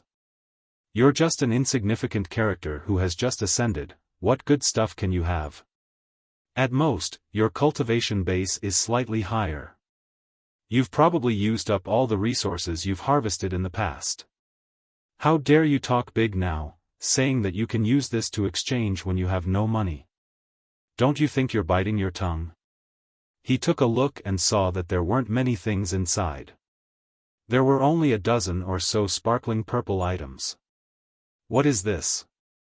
Qian Duo had already retrieved a piece of it with his deific consciousness and held it in his palm. Then, Qian Duo was stunned.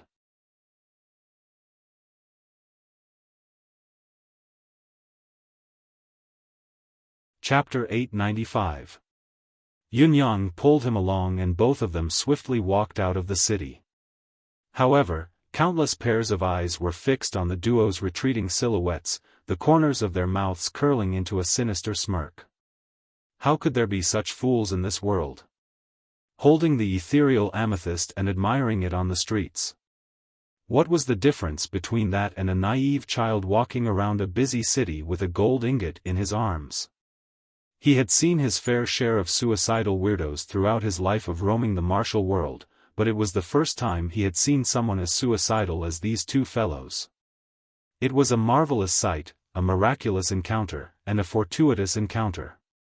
My strange fate has been decided. Both of them sped along the way, swiftly leaving the city and returning to the wilderness. Little Fatty finally heaved a sigh of relief when they entered a forest. He could still feel his face burning as he said guiltily, "Boss, it's my fault. I really deserve to die for causing so much trouble." Yunyang was not bothered by it. Wrong. Perhaps you're wrong, but it's only 30%. Your mistake was within my calculations. It's not a big deal if it's just a mistake. He said faintly, since I've predicted that the treasure would be exposed, what might happen next would naturally be within my calculations as well. A child walking around the city with a precious treasure would inevitably attract covetous eyes, but it's also a good chance for me to measure the weight of the so-called martial artists in the bound of universe. Even after listening to Yunyang's comforting words, Qian Duo was still ashamed. He had just been appointed as the Majordomo, and it was his first time accepting the sect's resources, yet he had already caused such a huge trouble. He was truly inhumane. Although his boss was not displeased and was comforting him instead, this was clearly a grave mistake, one that could lead to the destruction of the sect, the ultimate mistake. Alright. What we should think about now is where to put our residence of 9 Supremes. This is the base camp of the residence of 9 Supremes in the bound of universe, a place of prosperity. We mustn't neglect it. Yunyang said. Little Fatty took out the map he had just bought and studied it with his head lowered, eager to make amends for his mistake. It's not hard to choose the location of the headquarters. The little Fatty mumbled as he looked at the map. Although that white flag doesn't have the effect of being blessed by Providence, there's still something quite useful about it. No matter where you choose the headquarters of the sect, you can transform that place into whatever you want. It's quite mysterious. Is there such a good thing? Yunyang's eyes shone. If the white flag had such a magical effect, it would be an extraordinary item indeed. It can only be used once. The little Fatty sighed. Moreover, it can only change its appearance. It doesn't have any actual effects. It's the so-called goods for show. Yun Yang stroked his chin. That's more than enough. However, what should he build the headquarters of his sect? Imitating the residence of 9 Supremes' former style? It was grand, but it was a little too eye-catching. Moreover, the residence of 9 Supremes had already become his personal treasure. Would it not be superfluous to replicate it? Before Yun Yang could figure it out, he heard a rustling sound coming from behind him. It was coming at a high speed, heading straight for where the two of them were. A rough voice spoke, "Little brat, still thinking of running?" Yun Yang's gaze turned cold. Without another word, he pulled out his saber and charged forward, turning into a streak of light along with his saber as he charged forward. After a day and a night, Yun Yang landed in a forest with little Fatty in his arms, panting heavily. Both of them were extremely exhausted and battered. Yun Yang had the support of Emmy's vitality, so it was more of his physical exhaustion than his combat power. However, he was still the main fighting force after all, so his overall combat power was reduced by 30%. Little Fatty, who could be considered as the secondary fighting force, looked increasingly ashamed. "Boss, it's all because of my momentary carelessness and momentary distraction that I've implicated you. You've already killed 40 to 50 people now, cough, cough." Yun Yang heaved a ragged breath and laughed. "Do you know how to speak properly, child? What you should be saying is, because of your momentary carelessness, more than 30 groups of people have come to us. And there will be more coming, one after another." Yun Yang had predicted the beginning of the battle and that he would be able to fight the ambushers and even have the strength to spare. However, he had not expected the Bound of Universe's cultivators to be so crazed in their pursuit of the Eastern Amethyst. They were so obsessed with it that they would not rest until they were dead. It had only been a day and a night, but both of them had been ambushed more than 30 times. Fortunately, the news had not spread for long. Those who had rushed over after hearing the news did not have a high cultivation base. The highest cultivation base among them was only a 4th level honor. However, it was this person who made Yun Yang realize something clearly: the 4th level honor here was truly powerful. Compared to Yun Yang's current 3rd level honor, the disparity was extremely huge. It was not as small as the difference between a level in Tianxian continent. The difference was like heaven and earth, like the difference between heaven and earth. In this series of battles, Yun Yang could finish off 3rd level honor cultivators who were on the same level as Yun Yang within a few moves without using any supplementary skills. He could hack them to death with his saber alone. However, Yun Yang had exerted everything he had against a 4th level honor, almost using up all his trump cards. Only then did he finally injure his opponent so severely that he could no longer fight. It was not that Yun Yang did not want to finish off his opponent in one go, but he was already riddled with injuries and his deific consciousness was almost depleted. He could no longer fight, even if he wanted to. Here, little Fatty Qian Duo had to be commended for jumping out at that delicate moment to save the situation and finish off the 4th level honor who was on the verge of death. Little Fatty must not think that he was taking advantage of the situation. Although he had indeed taken advantage of the situation, it was not an easy one. Little Fatty was only a 2nd level honor now. If he had met a 4th level honor on a normal day, the latter would not even need to make a move. Just their aura and coercion alone would be enough to subdue Little Fatty. Little Fatty was under extreme pressure to strike at such a critical juncture, especially when the opponent was an ace cultivator who was on the brink of death. It was usually when the cultivator was at his most perilous.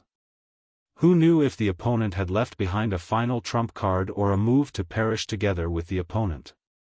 Perhaps it was Little Fatty's luck, or perhaps the timing of his appearance was too ingenious. In short, the 4th level honor had perished on the spot with a single strike.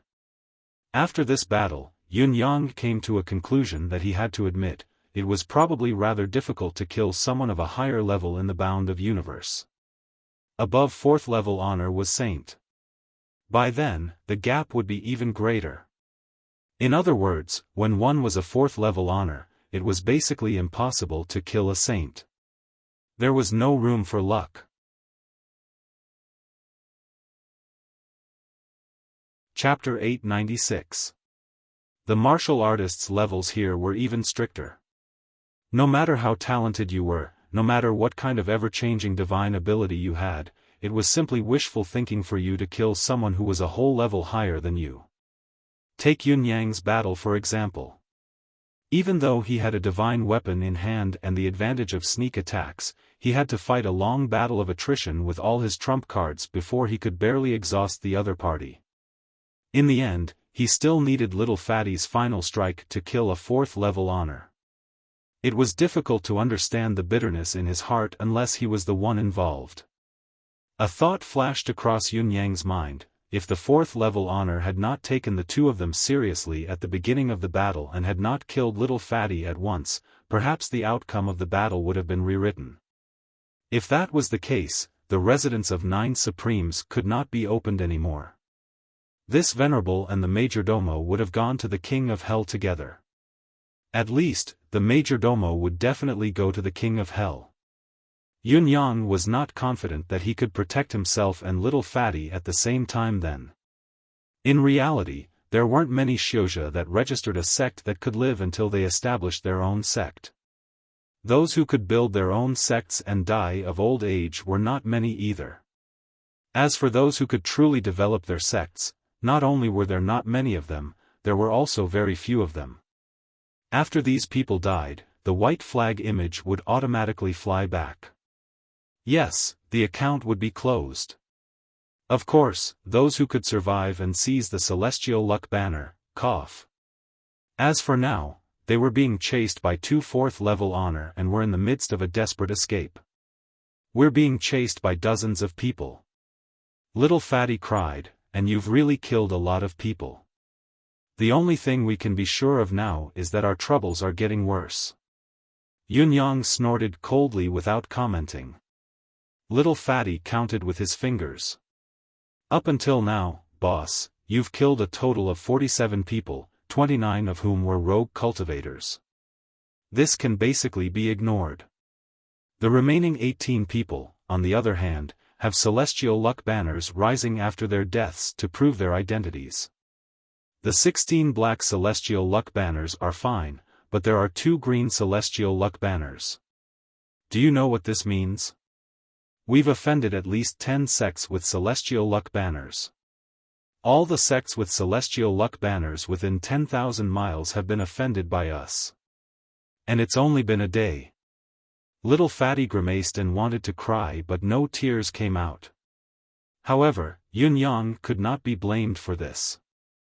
If he had not lost control and revealed the ethereal amethyst, would he have gotten himself into such a huge mess? Could Yun Yang kill so many people? In the end, the root cause was Fatty. Fatty's heart was about to shatter from fear.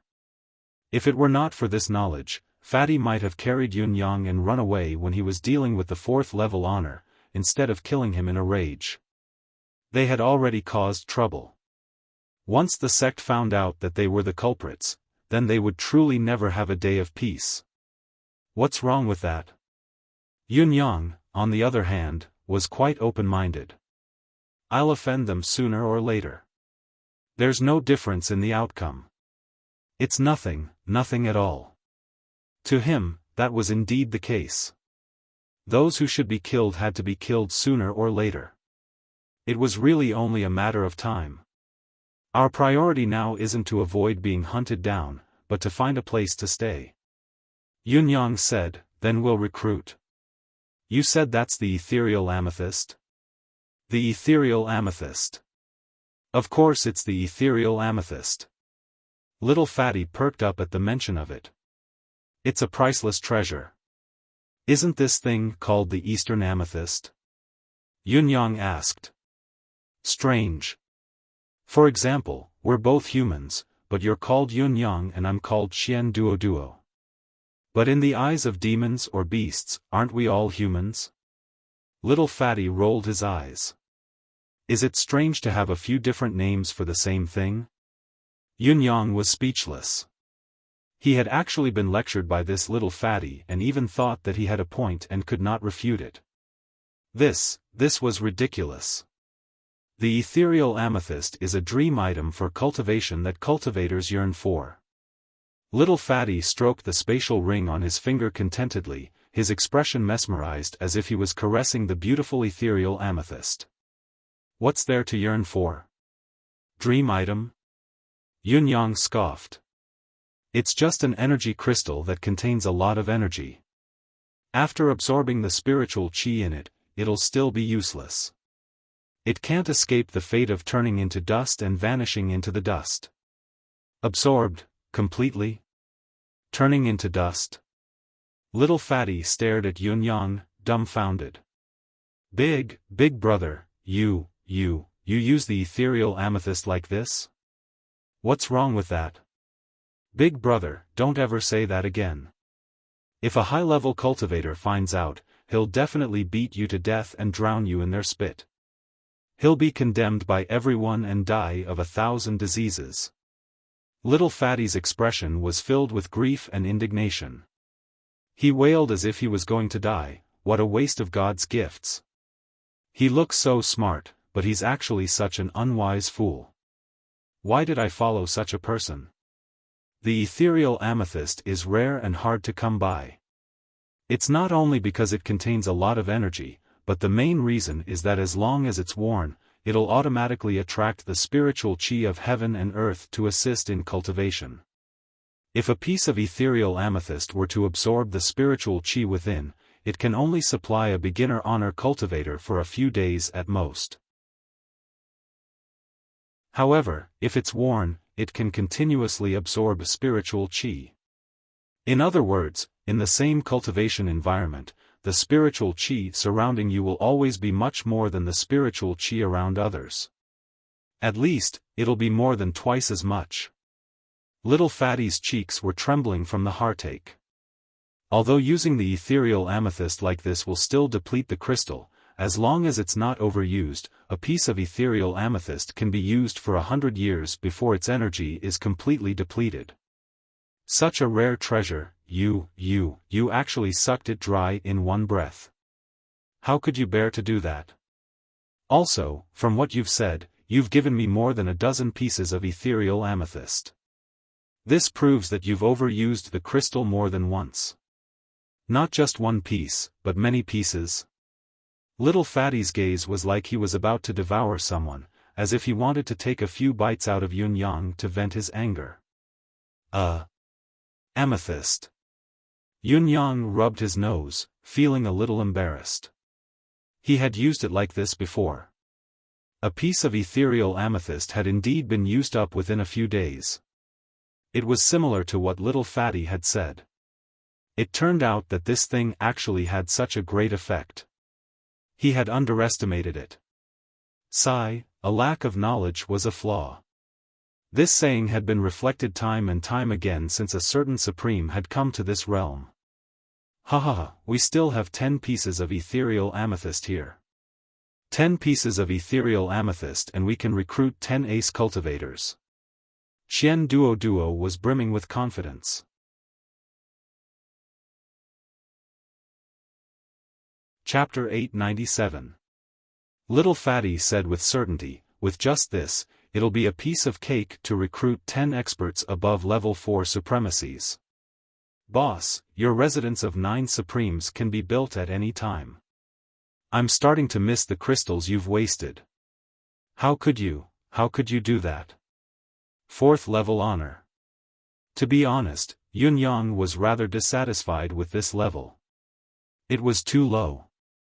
It was absolutely impossible to charge for the lower-class celestial luck banner with a few 4th level honor experts. A saint was more like it. Yun-Yang raised his eyebrows. Can't you say something else? I can use my crystals however I want. Are you sure it's so simple? Aren't you being too naive? Fatty chuckled. It's really that simple. As long as a contract is signed, no one will go against the contract before the crystals are depleted. In other words, they won't go against the contract for at least 100 years. Sigh, what I mean by success, and what I mean by you being naive, is your understanding of my purpose of building the residence of 9 Supremes. If it's only to recruit experts, I really wouldn't have come to you. What I need are brothers who can work together and share the same virtues, not thugs who work hard for a piece of ethereal amethyst. Subordinates like that can be loyal to me for a piece of ethereal amethyst, but who knows if they won't stab me in the back for greater benefits. The sect I'm building is meant to soar straight into the 9 heavens. Yunyang said casually. Huh? Soar straight into the 9 heavens? Xian Duo was stunned and asked carefully, may I ask the final destination? The short-term goal should be at least at the level of the Eastern Celestial Palace. Yunyang thought about it and felt that he should be more conservative and not be too arrogant. After all, he had just arrived. Fatty's head shook and he plopped onto the ground, saying in a trembling voice, Big brother. Big brother, stop talking first. I'm dizzy, I'm so dizzy. From the beginning, Fatty could tell that this new boss of his seemed to be unusual. Not only did he not follow the usual path, he had endless tricks up his sleeves, and his vision was also unusually accurate. He could be said to be far-sighted. Other than the shortcoming of not being familiar with the bound of universe, everything else about him was admirable. He also knew that his boss had great ambitions. However, little Fatty didn't expect this person's ambition to be so great. It was boundlessly huge. At the level of the Eastern Celestial Palace. And at the very least. Why don't you go ride a donkey instead? At the very least. And what the hell was that short-term goal? Do your parents know that you have such great ambitions? If you're so good at thinking, just go straight to the heavens. Just as he was deep in thought, Yunyang hummed in acknowledgement and stood up. Standing at the peak, he looked at a spot of land surrounded by mountains and said faintly, I think that place is not bad. Surrounded by mountains on 3 sides, one peak stands out. Let's go over and take a look. If you think it's good, let's go there. As he spoke, he had already fluttered away. Once we've decided on the location, you'll have to think of a way to sell these 10 pieces of ethereal amethysts and build up the foundation. I don't want to. Little Fatty panicked. That was the ethereal amethyst. How many people don't get to see it in their entire lives? Now that we have it, you actually want to sell it? This is funding the enemy, you bastard. If you're so great, just go to the heavens. Don't trample on my weak soul in this mortal world, I can't take it. Boss, let's discuss this. Can we not sell the ethereal amethysts? What? Not sell? Where are we going to get the money if we don't buy it? How are we going to build a sect without money? If we can't build a sect, how are we going to talk about grand goals? Besides, I've only given you 10 pieces. You don't think that's all there is, do you? Huh? How dare you call me an idiot? Who are you calling an idiot? I'm an idiot, I'm an idiot. As long as you still have the ethereal amethysts, I'm willing to be an idiot. Do you really have more? What the F***ck are you talking about? Tell me quickly, roughly how much spiritual jade can a piece of ethereal amethyst be exchanged for? If so many ethereal amethysts were to appear in the market, wouldn't it devalue? Yunyang now knew that the bound of universe's cultivator's currency was spiritual jade and spiritual pearls. There were 4 grades, lower, middle, upper, and supreme. Middle grade spiritual jade was equivalent to 100 lower grade spiritual jade, while upper grade was equivalent to 100 middle grade. Supreme grade spiritual jade was the rarest of them all and was equivalent to 10,000 upper grade spiritual jade. The higher the grade of the spiritual jade, the higher the demand. In other words, 10,000 upper grade spiritual jade was actually not as good as 1 supreme grade spiritual jade. However, the ones that were usually used for circulation were lower-grade spiritual jade. For example, the ones that Lei Dongtian had given him were lower grade. As for the spiritual pearls, they were merely the fragments of spiritual jade. They were only circulated in the hands of ordinary people and exchanged for gold and silver. A piece of ethereal amethyst can probably be sold for about 3,000 pieces of upper-grade spiritual jade. It definitely won't devalue. This thing has a price but no supply. No matter how much you have, you'll only be fighting to buy it. Little Fatty said uncertainly. Only 3,000 upper-grade spiritual jade? That's not much. 3 pieces of ethereal amethysts can't even be exchanged for 1 supreme-grade spiritual jade. I thought it was worth more. Yun Yang was slightly dissatisfied with the number. Big brother, do you think that just anyone has 3,000 upper-grade spiritual jade? Ordinary transactions would never use upper-grade spiritual jade as a normal equivalent, alright? 3,000 upper-grade spiritual jade is really not a small amount. Although ethereal amethysts are precious and can be called a dream item, they're still a consumable item after all. This price tag is about right.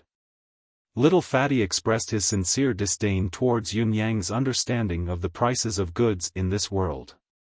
As for supreme-grade spiritual jade, ethereal amethysts have appeared before, but supreme-grade spiritual jade has never appeared before. What do you think? Cough, it seems that 10 pieces are enough? It's more than enough. This is definitely an unusually large amount of wealth. Yun Yang did a rough calculation after listening to him. 1 piece of upper-grade spiritual jade was equivalent to 10,000 pieces of lower-grade spiritual jade. 3,000 pieces of upper-grade spiritual jade was equivalent to 30 million pieces of lower-grade spiritual jade. 30 million? Oh, F***ck. That was quite a lot after calculating. Moreover, this is the previous market price. It's been a long time since ethereal amethysts have appeared in the market. Little Fatty was brimming with confidence, his eyes gleaming with a golden gleam. As long as I'm given time and opportunity, especially now when the news of the ethereal amethyst's sudden appearance in this world has exploded, I can definitely use these 10 pieces of ethereal amethysts to build a million-man city made entirely of lower-grade spiritual jade. Boss, how much more do you have? Little Fatty asked in a fawning manner. The Little Fatty could vaguely feel that this was a wonderful situation. Judging by the boss's tone, the storage ring that he had given him before was clearly just a drop in the bucket. Did that not mean that he still had a considerable amount of ethereal amethysts with him? Oh my God! This piece of information isn't just explosive, it's simply world-shaking, world-shocking, unprecedented, and unprecedented. Little Fatty felt that if he did not get to the bottom of this, he would not be able to die in peace.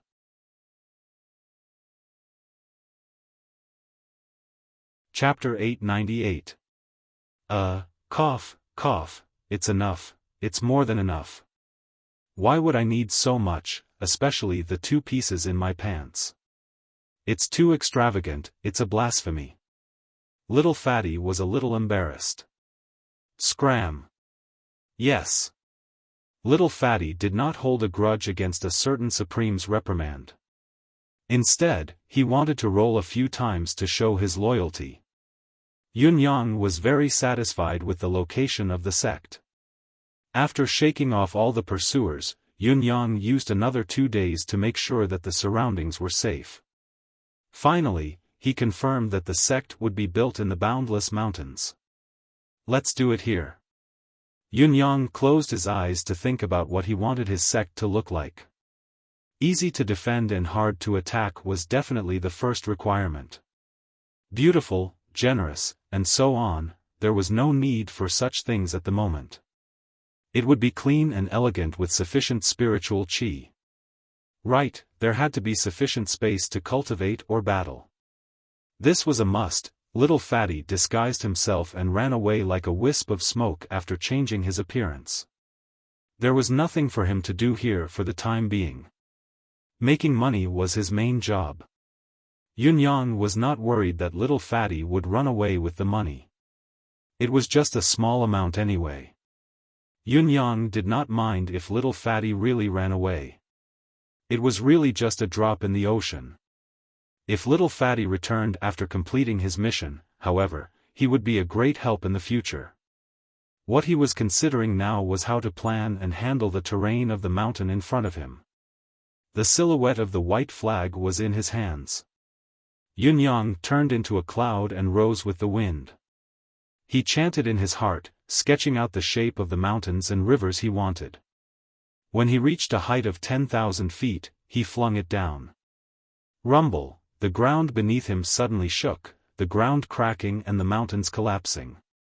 In just a moment, the landscape had changed beyond recognition. Yunyang stood high in the sky, looking down at the thousands of miles of mountains and rivers beneath his feet. He did not slack off, manipulating his will to change the landscape bit by bit, gradually turning it into what he imagined it to be. As his imagination gradually became reality, he could not help feeling shaken. A mountain rose from the ground. At the peak of the mountain, 8 smaller peaks stood on its left and right, forming a faint circular defense line to guard the northernmost peak. Among the 9 peaks was a large piece of flat land. On the 9 peaks, there were similar flat lands. These were all reserved for the martial arts arena. Since it was called the residence of 9 Supremes, it was only natural that there would be 9 peaks dedicated to the world. Usually, the 9 leaders would each occupy a place, coordinating with each other from a distance. Once something happened, they would be able to gather quickly with a long howl. Also, the arrangement of the 9 mountains seemed to contain a formation that supported both offense and defense. Complemented by the current environment that was closest to nature, it could be said to be the most natural formation. With this as the foundation, the surrounding mountains and valleys were naturally pushed far away. The topography of the residence of 9 Supremes stood out from the rest. The rest of the space was reserved for construction. The sect members were the foundation of the sect, so it was only natural that enough land for various types of buildings had to be reserved. Yunyang already had a rough idea of what he wanted and what kind of building he needed. All he had to do was to perfect it later. At this point, the construction of the sect's foundation was nearing its end. This was probably the effect of the white flag, but it was already enough to shock Yunyang. A mere wave of the white flag could have such a great effect and change the world in such a short time. This was only a flag, and it was the lowest level among all the known sect celestial luck banners, the white flag that was said to be the most useless. Watching the white flag silhouette slowly fade and finally turn into a wisp of green smoke, completely disappearing before him, Yunyang understood that this was the only use of the flag. In the end, it would only leave a mark on him. However, this was already a great power that could shock the world. What a thing! It really deceives the world and changes the heaven and earth. Although there was no other use for this change other than changing the landscape of the mountains and rivers, this alone was enough to shake the world. It was difficult for a human to achieve. No matter how profound a person's cultivation base was, how powerful he was, he could only achieve destruction when it came to the mountains and rivers. It would never be as good as moving the mountains and changing the land beyond recognition. What's left is to recruit soldiers and buy horses. Yunyang mumbled to himself, I'd rather have nothing than have something shoddy. The residence of 9 Supremes had always been Yunyang's greatest obsession. As for whether or not he could gather the new 9 Supremes, Yunyang did not care much. To him, it did not matter even if he could not gather them. After all, as long as he was here, it meant that his 9 Supremes brothers were all here. No matter how many people came in the future, no matter who they were, Yunyang would not give them titles like Supreme Earth, Supreme Flame, or Supreme Wind. Calling him Supreme Money with Little Fatty earlier was just a joke, but it was also another option for Qian Duo to become one of the new 9 Supremes. One's fate in life depended on one's own choices. It was fate that had nothing to do with anyone. Now that the sect's basic landscape has been built, it's time to reinforce it and set up the defensive structures. Yunyang thought to himself. This kind of thinking was understandable and reasonable. Once the basic topography was completed, it would be nothing more than a fortress in the desert. It looked good, but it was useless. Once it encountered a battle between experts, it would suffer a slight impact and be unable to continue. Perhaps before the battle ended, the entire topography would be destroyed. Therefore, it was absolutely necessary to set up a mountain defense formation. As Yunyang pondered, he suddenly heard a voice that was filled with rage and grievance coming from beneath his feet. "Who's up there? What kind of bastard could do such a filthy thing that's so wicked that it's fuming with smoke and giving birth to a son without a penis?" The voice was filled with unusual anger and manic agitation. Then, somewhere outside the 9 peaks, a disheveled human head popped out from a pile of rubble that was filled with smoke and dust.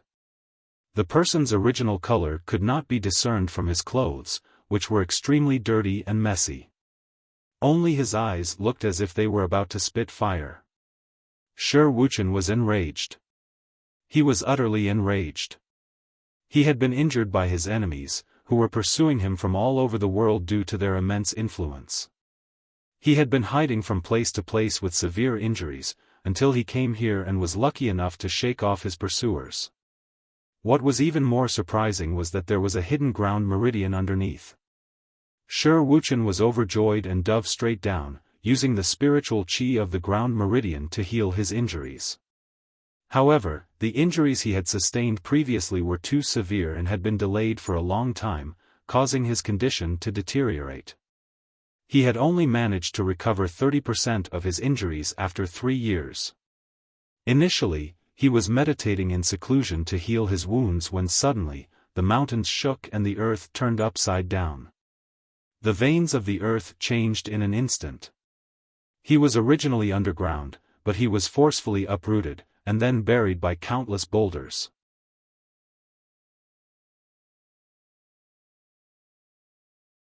Chapter 899. Although Shi Wuchen also knew that the reason for this situation was most likely due to coincidence. Someone had established a sect on it, and everything was due to coincidence.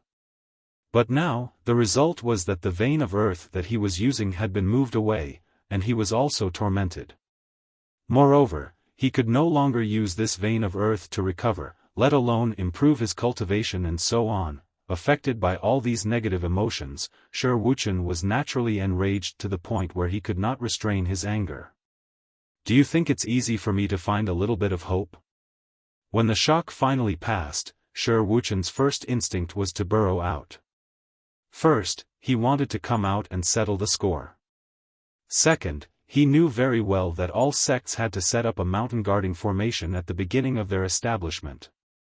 If he waited for the other party to finish setting up the mountain guarding formation and activate the corresponding formation to strengthen the mountain, then, not only would it be hopeless for him to seek revenge, he might not even be able to get out. He would be directly sealed underground. Therefore, he burrowed out with all his might and returned to the surface at the delicate moment when Yunyang was about to start setting up the formation. Yunyang watched as a person emerged from the originally flat ground with a loud bang. He could not help but be shocked. "Who are you? Why are you trespassing on my spiritual realm?" Shi Wuchen cursed. "Uf** king dare to ask me who I am? I should be the one asking you who you are. You bastard, what crime do you deserve for disturbing my cultivation?" "Disturbing your cultivation? Where did this come from?" Yunyang felt that although this fellow in front of him was so dirty that he could not see his face clearly, he did not seem to be very old. It was just that it was inexplicable for him to be so angry at him. "What did I do to you?" After a round of bickering, both of them finally understood each other's position and the cause of the current situation. They could not help but feel dizzy.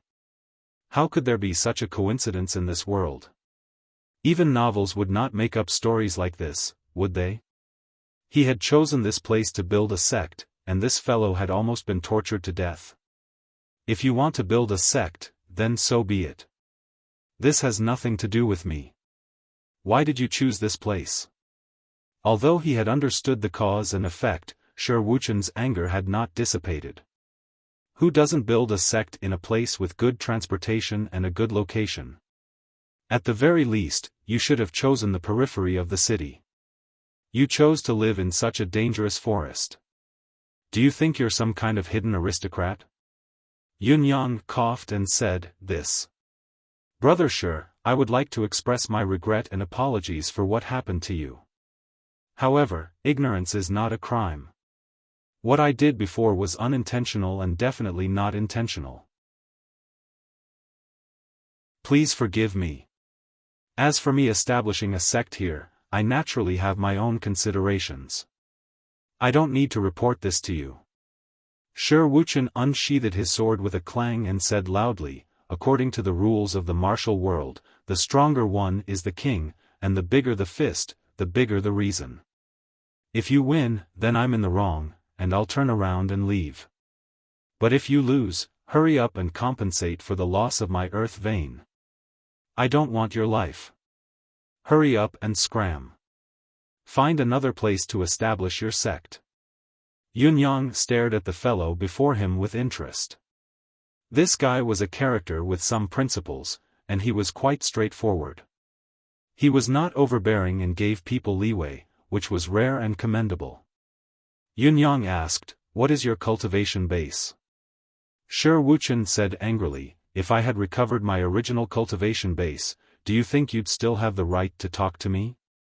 But even if my meridians are damaged and sealed, my injuries have yet to recover, and my combat power is less than 10%, I still have the strength to fight.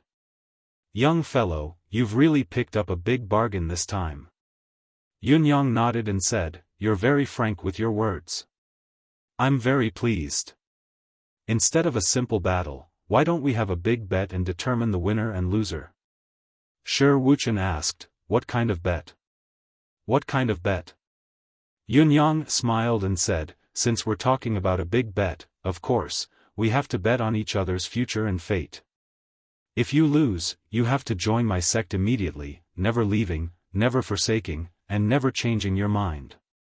If I lose, I'll give you a piece of ethereal amethyst in addition to repairing the earth vein and handing over this place to you. What do you think?" As he said this, Yunyang looked into Wuxian's eyes with an indifferent expression. Lord Supreme Cloud was all alone now and could not wait to recruit. Now that this fellow had come knocking on his door, it was only natural that he would try to recruit him. Ethereal amethyst?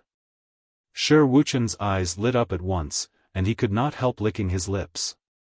If he had the ethereal amethyst, why would he still need the earth vein?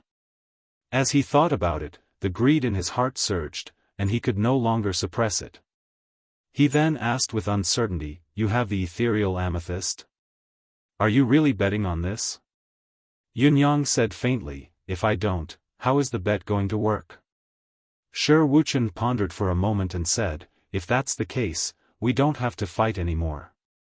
As long as you give me a piece of ethereal amethyst, I'll never bother you again. This matter will end here and be written off. What do you think?" Yunyang said, "Nothing much. This is all my effort, and there's no justice to speak of. Compared to your suggestion, I prefer a big bet. Are you afraid of losing?" Wuxian smiled conceitedly and said, "Although I'm injured and my combat strength is lacking, I still have my foresight and experience. Your cultivation base is far from mine, so how can a battle like this be fair?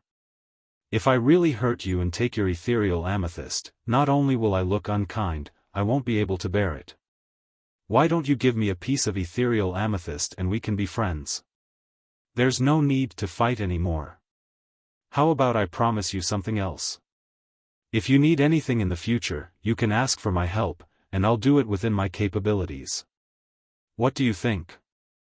Yunyang narrowed his eyes and said, nothing much. The battle hasn't started yet, and there's no winning or losing. How can it be said that you've won and I've lost? If you really hurt me then, it'll mean that I've lost the bet. You'll have vented your anger, and you'll be able to get your hands on the earth vein and the ethereal amethyst. Why not? If I insist, I'll have no regrets even if I lose. Shi Wuchen said angrily, why are you so stubborn? You've disturbed my healing, so it's reasonable for me to be angry. However, I understand that you don't know that I'm down there, so even if I'm angry, I have no intention of taking it out on you. Although asking for a piece of ethereal amethyst as compensation is a little too much, I'm still a saint-level cultivator after all. Plus, I'm not taking advantage of you too much by giving you a favor. Do you really want me to beat you up?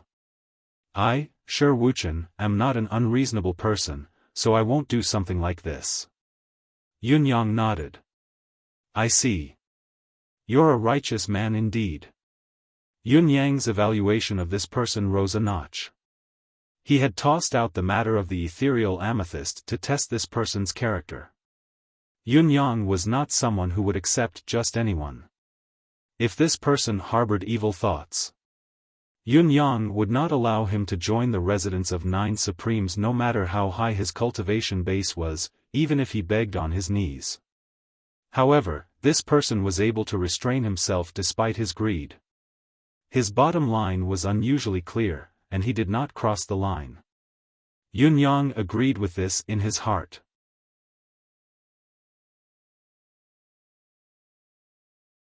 Chapter 900. But you haven't fought me yet. How am I supposed to believe that you're stronger than me? Yunyang said, what if you're just bluffing? Do you think my ethereal amethysts are easy to come by? You want to take them away with just a few words? What a great deal of sincerity. Shi Wuchen was enraged.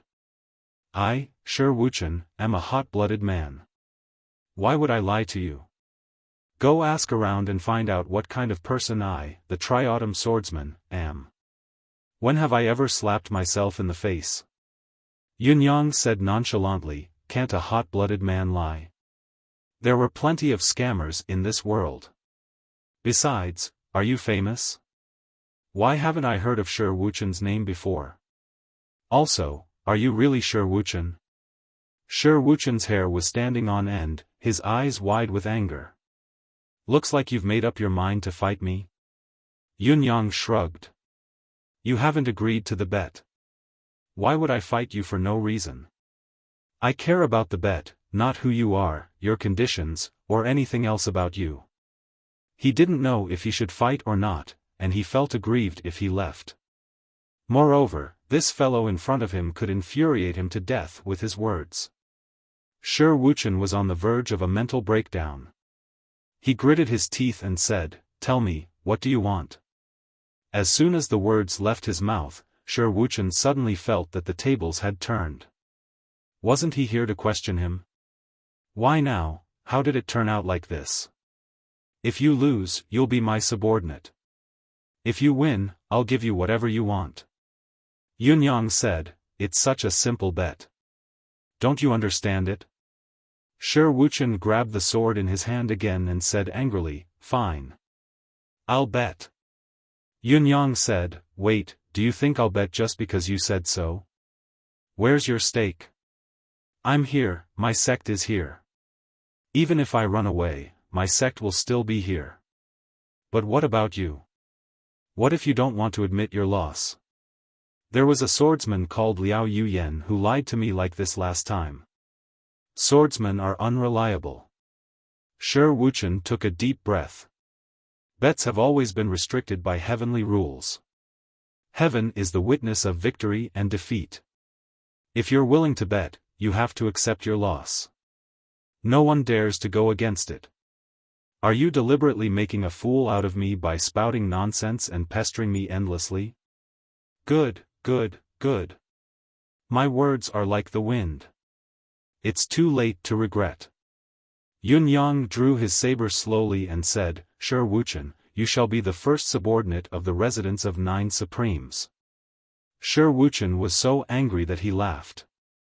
I was kind and had no intention of hurting you, but since you've put it that way, I might as well teach you an unforgettable lesson today. There's no such thing as a fluke in the path of cultivation, and it's ridiculous to spout nonsense. At this point, there was no turning back.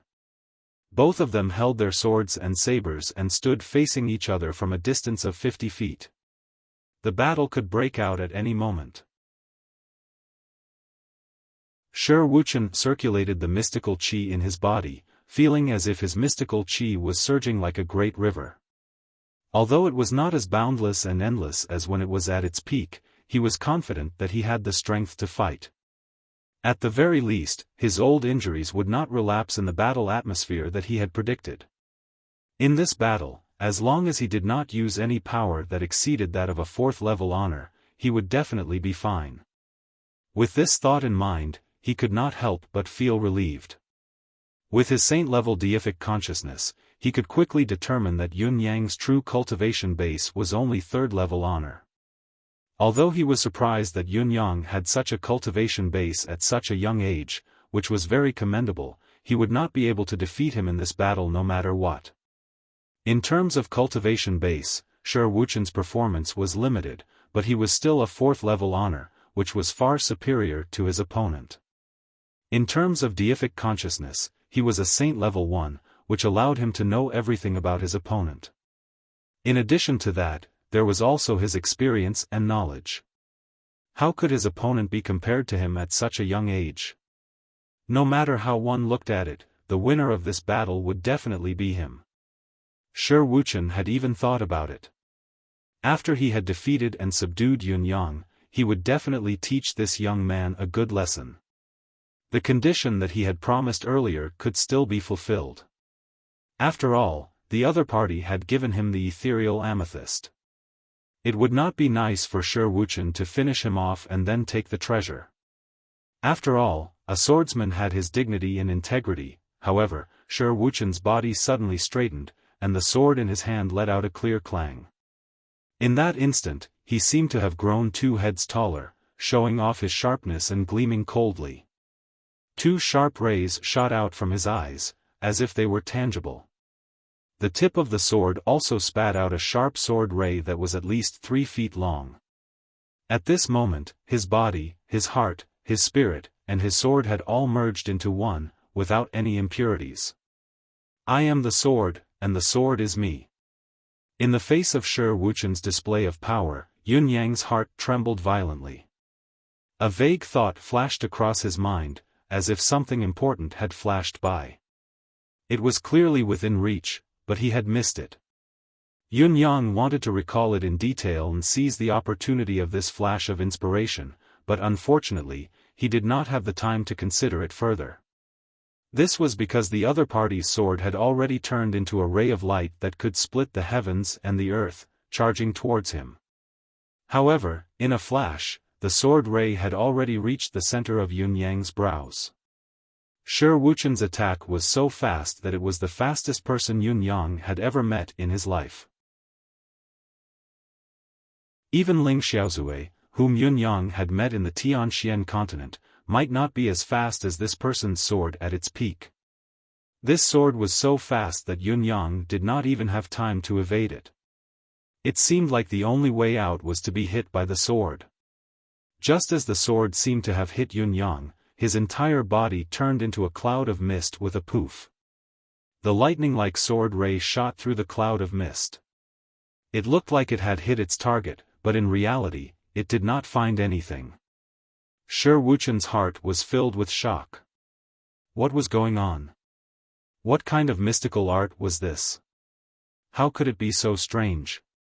Before Shi Wuchen could recover from his shock, he had already felt a sharp gust of wind from the saber slashing down from behind him with an unstoppable momentum. Facing such a vicious attack, Shi Wuchen's shock was dispelled. However, he did not even turn his head. With a casual sway of his body, 3 afterimages shot out at lightning speed. Following that, 3 rays of sword light shot back in the opposite direction to attack Yun Yang. Yun Yang was shocked when he saw Shi Wuchen's counterattack. The triautem sword was impressive. Not only did he abide by his principles, he even looked like an honest man. However, when it came to actual combat, his reactions were swift. Whether it was his reaction, attack, response, or transformation, they were all at his fingertips, and he could do it with ease. This was clearly a combat instinct, one that had been engraved into his bones. This was the result of his countless battles and experience. Yun-yang spun and turned into a gust of wind. The saber in his hand came down again, mercilessly attacking Shi Wuchen. He did not use saber truth, destiny blade. Shi Wuchen could not help but be shocked when he saw Yun-yang's counterattack, but he did not panic. He turned around and flew away along the ground. Then, with a twist of his body, he returned with his back facing the sky. The sword light formed a curtain of light with a swoosh, raining down like an unbroken waterfall. He now understood that his opponent had cultivated a strange mystical art. A simple slash would not be able to effectively injure his opponent. Therefore, he changed his strategy and switched to a wide-area attack to test the limits of Yun-yang's mystical art. Unexpectedly, just as Yun-yang's form took shape, he turned into a cloud once again under his watchful gaze. Ignoring the attack and damage, Yun-yang swung his saber at his own head once more amidst the gathering of the clouds. Shi Wuchen had predicted his opponent's move wrongly and was almost hit. Fortunately, he was unusually experienced in facing enemies. He quickly turned around and retreated. Although he looked disheveled, he was not injured. He then roared, "What a shameless brat! Using such an unorthodox move against your enemy." A wave of indignation washed over him. Was this brat a ghost?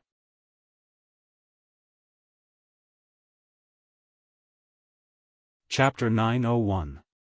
Yun-yang's body morphed from a cloud of mist into a solid form. Amidst the gleam of his saber, he slashed down with great force. Nonsense! You call a mystical art that you don't know a trick? Let me tell you, this is my way of fighting. If I didn't have this skill, how could I have won against a cultivator like you whose cultivation base is far above mine? Do you really think I'm stupid? Shi Wuchen choked when he heard that, but he was too embarrassed to say anything more. After all, his actual cultivation base was far above Yun-yang's. Just his deific consciousness alone was many times stronger than Yun-yang's. The disparity in strength between the two of them was already too great, and it was unreasonable for him to forbid the other from using his own mystical arts. Moreover, Shi Wuchen was still full of confidence in this battle. Although secret techniques were strange and unpredictable, they still had their limits. Furthermore, they also needed to consume a considerable amount of qi or other spiritual energy to activate them. It was impossible to use them again and again endlessly. With his mystical qi cultivation base and battle experience that far surpassed his opponents, the final winner of this battle would still be himself. He could even exhaust his opponent to death.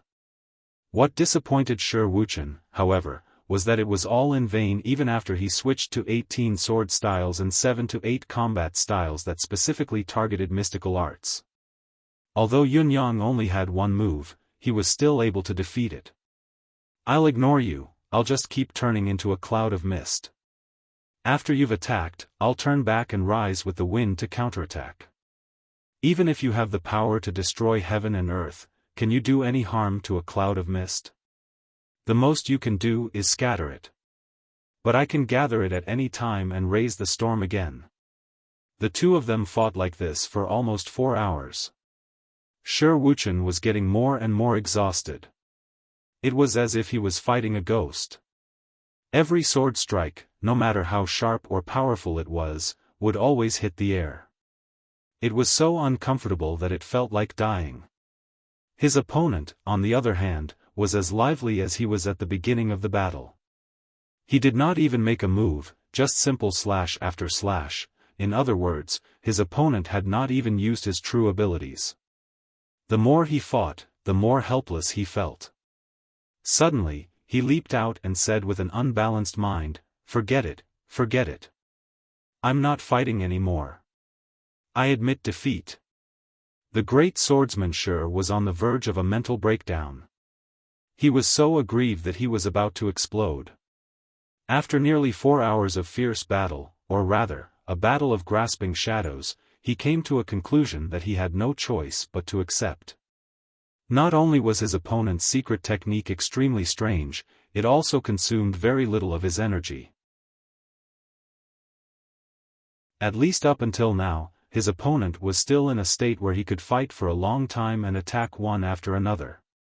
On the other hand, the constant consumption of his mind during these 4 hours was secondary. What was more important was that the consumption of his mystical qi had reached its limit. If he were to force himself to continue, he would no longer be able to suppress his injuries. Once his injuries broke out, it would be a complete defeat for him. If I wasn't injured, all I need to do is use the world cage.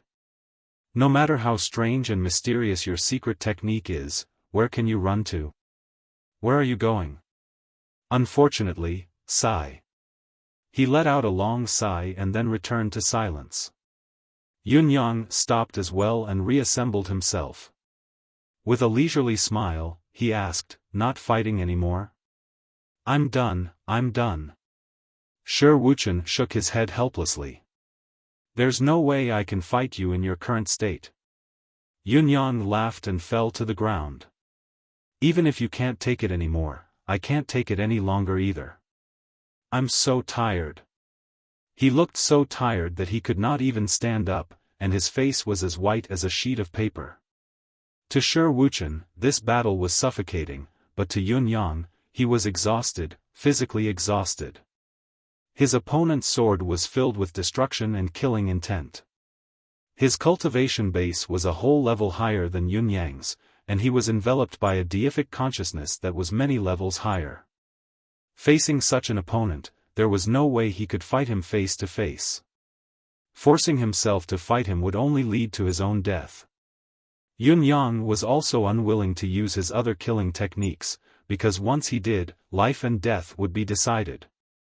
Yunyang did not want to kill this man, nor did he want to put himself in a dead end. Facing a fellow whose true cultivation base had reached the level of a saint, one would know what kind of power he could unleash in a critical moment.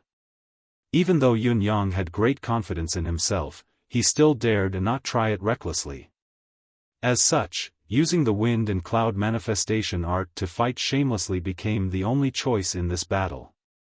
However, the continuous disintegration and reassembly also consumed mystical qi and the energy of wind and cloud.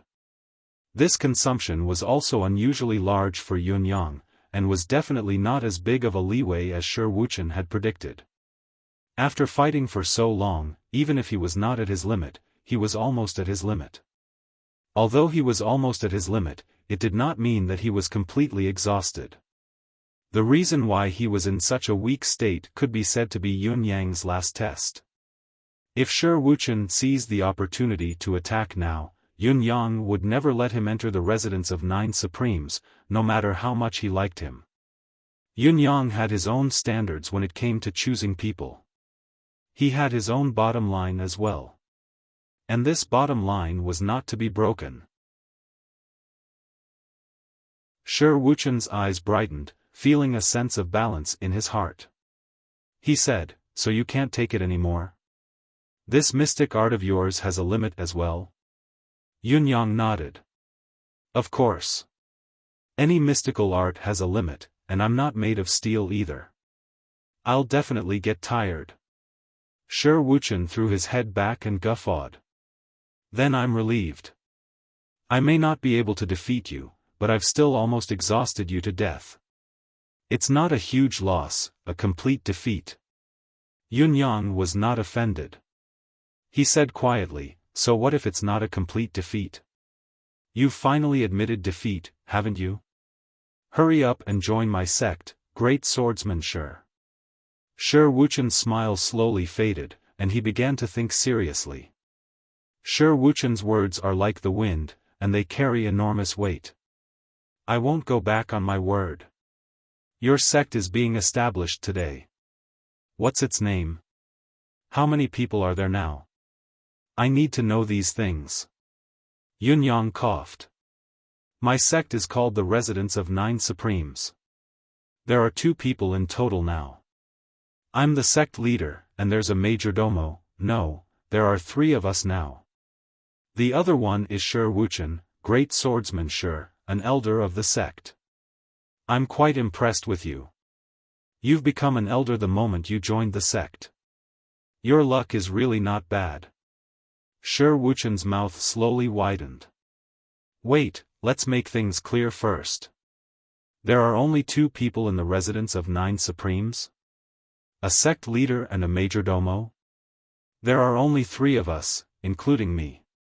With such a small scale, you want to recruit me? Yunyang blushed, which was rare for him. He coughed awkwardly. You said it yourself that our sect is still being established, and it will grow stronger in the future. The future is bright and promising. Becoming an elder of the sect will be the wisest choice in your life. What he said was unreasonably confident, as if it was self-confidence for the sake of self-confidence, a one-sided declaration that it was high-end and classy. It was exactly the same as a certain sale. Shi Wuchen was speechless. He looked up at the sky for a long time, not saying anything for a long time. At this moment, he felt as if he had suffered 10,000 points of damage, and there was not an ounce of falsehood in it. To think that I, Shi Wuchen, am the Triautum swordsman. Although I dare not say that my name is renowned throughout the world and the bound of universe, I'm still a renowned hero.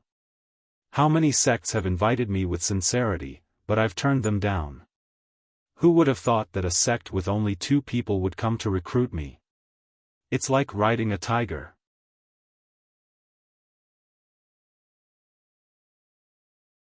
Chapter 902. But he still lost the bet. The words were spoken like the wind. Even if he regretted it, it was too late. The other party's invitation could be considered as a form of courtesy, or it could even be considered as a form of urging. But if the other party were to directly ask you to fulfill the terms of the bet, wouldn't it be shameful if you refused? Shi Wuchen looked resigned to his fate. A gentleman keeps his word. Since I've admitted defeat myself, of course, I won't go back on my word. However, Lord Sect Leader, what kind of position will you give me after I join the sect? Isn't the title of Grand Elder too perfunctory? Yunyang coughed and said, Our Residence of 9 Supremes isn't just for show. As the name suggests, we need 9 superiors. What do you think of one?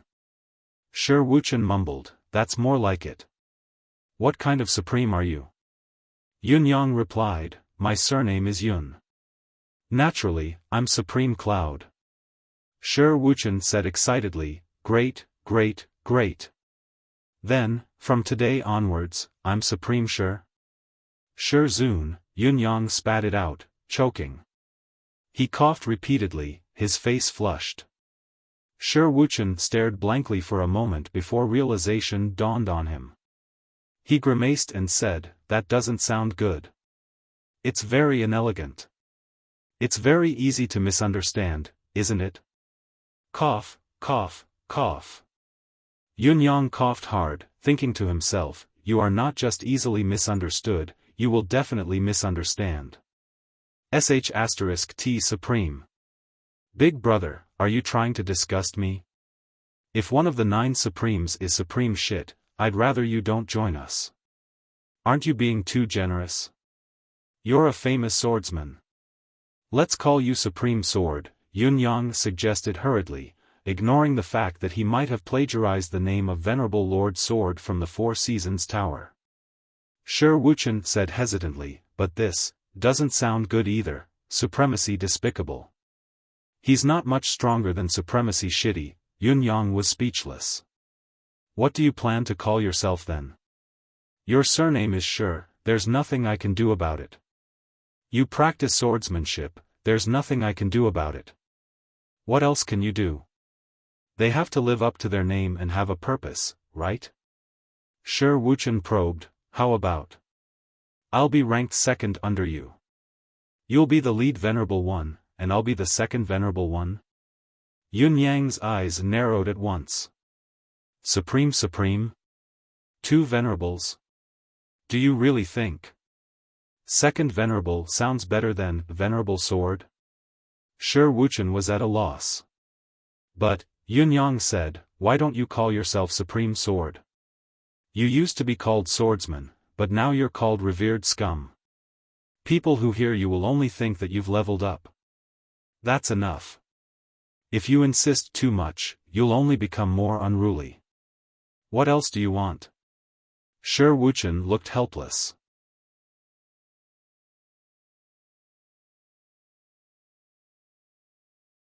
One could not even see their fingers in front of them, and their deific senses could not extend far. Following that, spiritual qi from thousands of miles around swarmed over and gathered at the 9 peaks. The gathering of spiritual qi lasted for the entire night. The next morning. All right. Yun Yang heaved a sigh of relief. The foundation of this formation is complete. It's enough for the initial use. Is this the legendary heavenly stellar formation that has been lost for a long time? Shi Wuchen asked with a face full of respect. Venerable Sword, you think too highly of me. This formation gathers energy from the starlight of the sky, but it's still far from the real heavenly stellar formation. Yun Yang smiled. I name it the 5-elemental Yin-Yang starlight formation. This formation gathers the power of the 5 elements, transforms Yin and Yang, gathers the power of the stars, gathers the qi of the earth veins from all directions, and guides the spiritual energy from thousands of miles into one place. This formation is the foundation of the residence of 9 Supremes. It must not be destroyed. Yun Yang continued faintly, complemented by the energy provided by 108 crystals, it forms a self-defense mechanism. Although our residence of 9 Supremes mountain guarding formation is not as indestructible as the heavenly stellar formation, it should be able to withstand a Saint Emperor's attack without suffering any damage. Saint Emperor. Shi Wuchen's eyes widened. What did you use to set up the formation? How could it be so powerful? I need proof. Shi Wuchen had seen his fair share of mountain guarding formations, but this was the first time he had heard of one that worked as Yun Yang had described. It's just some of the rarer energy crystals. I brought them all from the place where I ascended, Yun Yang said lightly. He thought to himself, if I were to tell the truth and say that I had used 180 ethereal amethysts to set up the formation, would this fellow faint? I won't ask if you don't want to go into detail, but the spiritual qi density in this mountain gate, isn't it a little too thick? Shi Wuchen sniffled. Even a sect with a lower-class celestial luck banner might not be able to compare to us. This is just a newly established formation. After the formation runs for a long time, I'm afraid the spiritual energy will increase to another level. This is the effect of the formation I've set up. This is far from the limit, Yun Yang said perfunctorily. I'm just letting you experience it first. I'll stop the spiritual qi gathering function later and wait for Fatty to bring the others back. After all, we still have to build the sect's Grand Hall. When the Grand Hall is completed, we'll set up the formation to seal the mountain gate. Today, the residence of 9 Supremes has finally officially settled down in the bound of universe. Yun Yang was filled with emotions. He would not know how difficult it was to survive in the bound of universe until he arrived.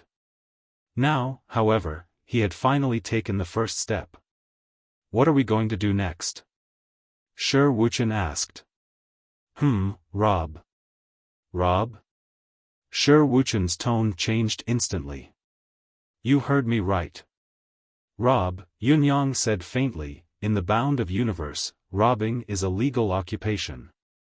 How can we not make use of it? As long as it passes through here, we rob it. If there's a condition, we rob it. If there's no condition here, we'll rob somewhere else. If there's no condition anywhere, we'll create the condition and still rob. Shi Wuchen was speechless. Now, he finally knew for sure that he had really boarded a pirate ship. Robbery, although it was legal, all the consequences had to be borne by the person himself. How many people would he offend in the future once he started robbing? Shi Wuchen's legs trembled at the thought of the overwhelming number of enemies coming to the residence of 9 Supremes. Is it too late for me to back out now? Shi Wuchen asked weakly. What do you think? Yunyang gave him a sidelong glance. If you're not afraid of heaven's wrath, just back out. You can come and go freely here. Shi Wuchen lowered his head and inhaled deeply with endless remorse. His voice even sounded like he was about to cry. It's a pity that I haven't had my revenge yet. Yunyang rolled his eyes and left on his own. In the next 3 days, I'll do my best to help you recover from your injuries. After that, we'll begin our operation. You're a saint-level cultivator, the top expert of our sect. Naturally, you'll be the leader of our sect's first operation. This time, Shi Wuchen really wanted to cry but had no tears to shed. I'm actually the first scapegoat.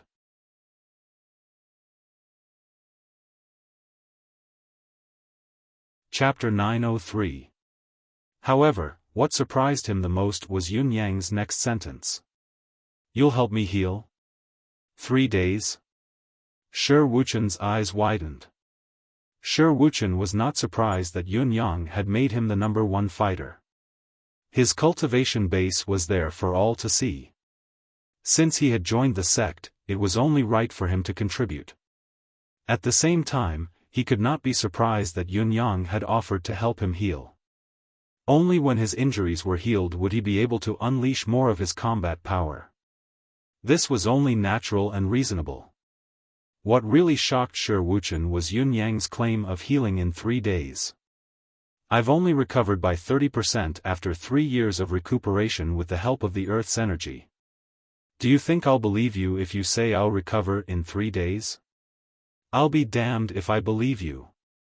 However, as a stream of life essence entered his body, Shi Wuchen shut his mouth obediently, his face filled with excitement. The truth was right before his eyes. No matter how bizarre it was, he had to believe it. His actual cultivation base had long reached the level of a saint.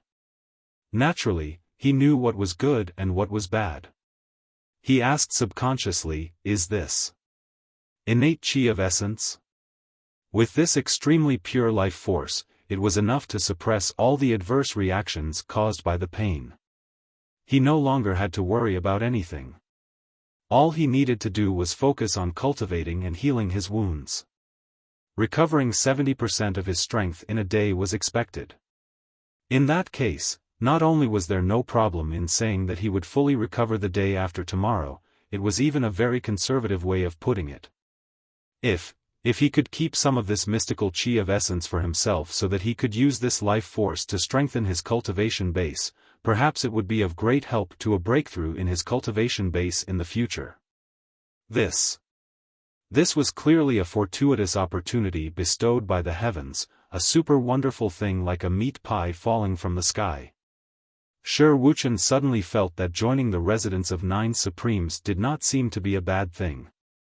Instead, it was an opportunity for his future cultivation path. In fact, he had long thought of joining a sect. Even if he was not recruited by Yunyang today and was recruited by someone else, as long as the other party was passable, he would most likely go with the flow. Over the years, he had experienced the annihilation of his family and had been wandering around the world.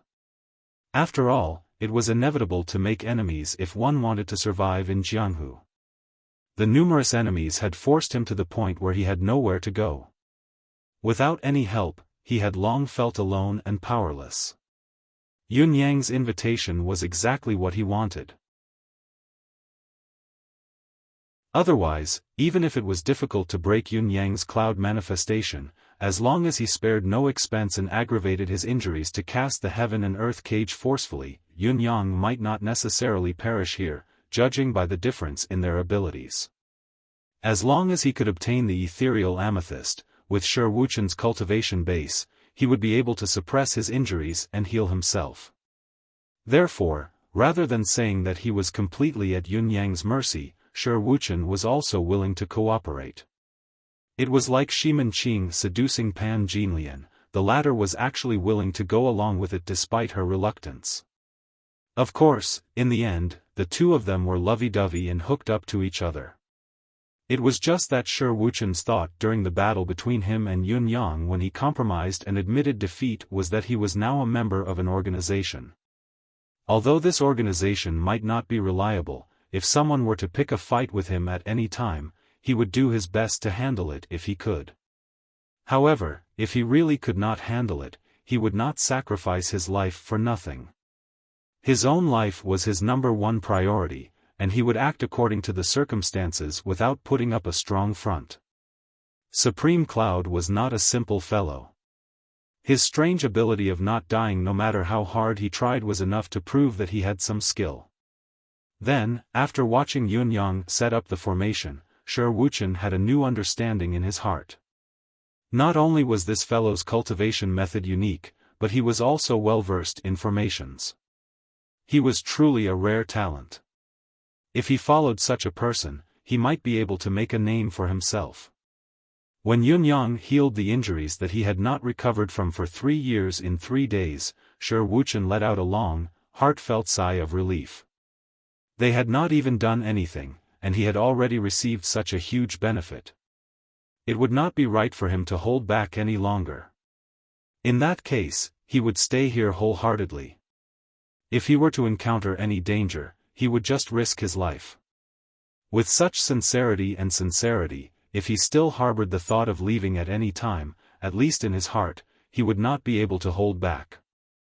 The moment this thought appeared in his mind, he suddenly felt his thoughts become clear, as if his entire body had relaxed. Only then did Shi Wuchen feel his thoughts clear and his body and mind refreshed. At the same time, he felt that the spiritual qi around him had increased again. He calmed his mind and examined it carefully. He realized that the originally dense spiritual qi seemed to have increased tremendously. He could not help but ask, "Boss, what exactly did you use to enhance the formation base? How did it become so effective?" Shi Wuchen did not believe Yun Yang's words about rare energy crystals at all.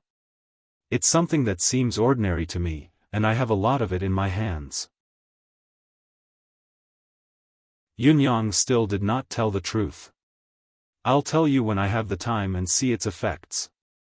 It's not that I don't want to tell you, it's actually very ordinary. I have a lot of it." Although this was not a lie or a boast to Yun Yang, the truth was extremely ridiculous. King said that the ethereal amethyst is ordinary and that you have a lot of it in your hands. Even if it's true, you wouldn't dare to say that. Aren't you afraid of being ganged up on and beaten to death? Shi Wuchen nodded as expected. "Since it's an ordinary item, I won't probe further." He was an understanding man, and a transparent person. They had just met for the first time, and it was indeed a taboo to talk too much. There was still plenty of time in the future, so there was no need to be calculative.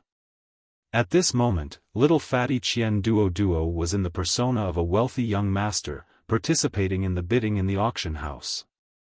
His legs were crossed, and he had the demeanor of a young master. His aura was extraordinary. "If it weren't for the fact that my family's business has declined, why would I bring out such a priceless treasure?" Little fatty lamented. "My eldest uncle, second uncle, and the rest of them indulge in debauchery, whoring, and gambling.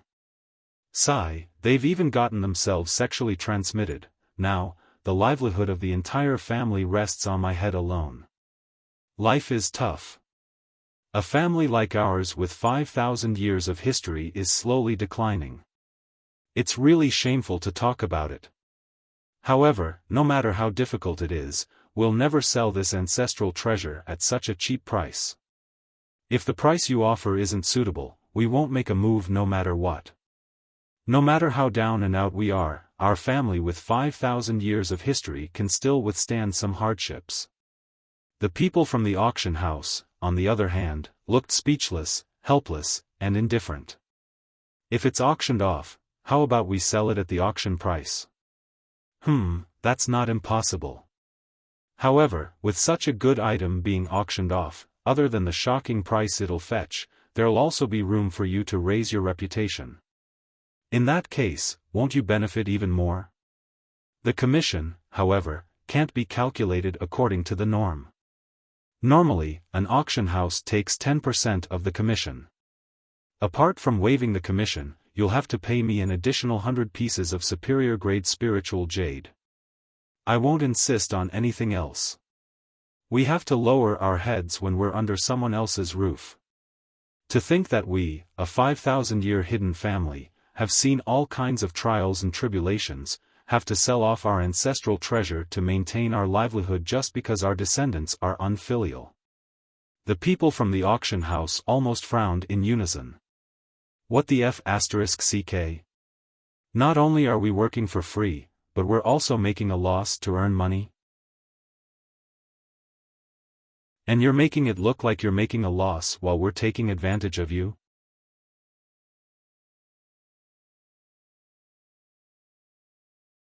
Chapter 904.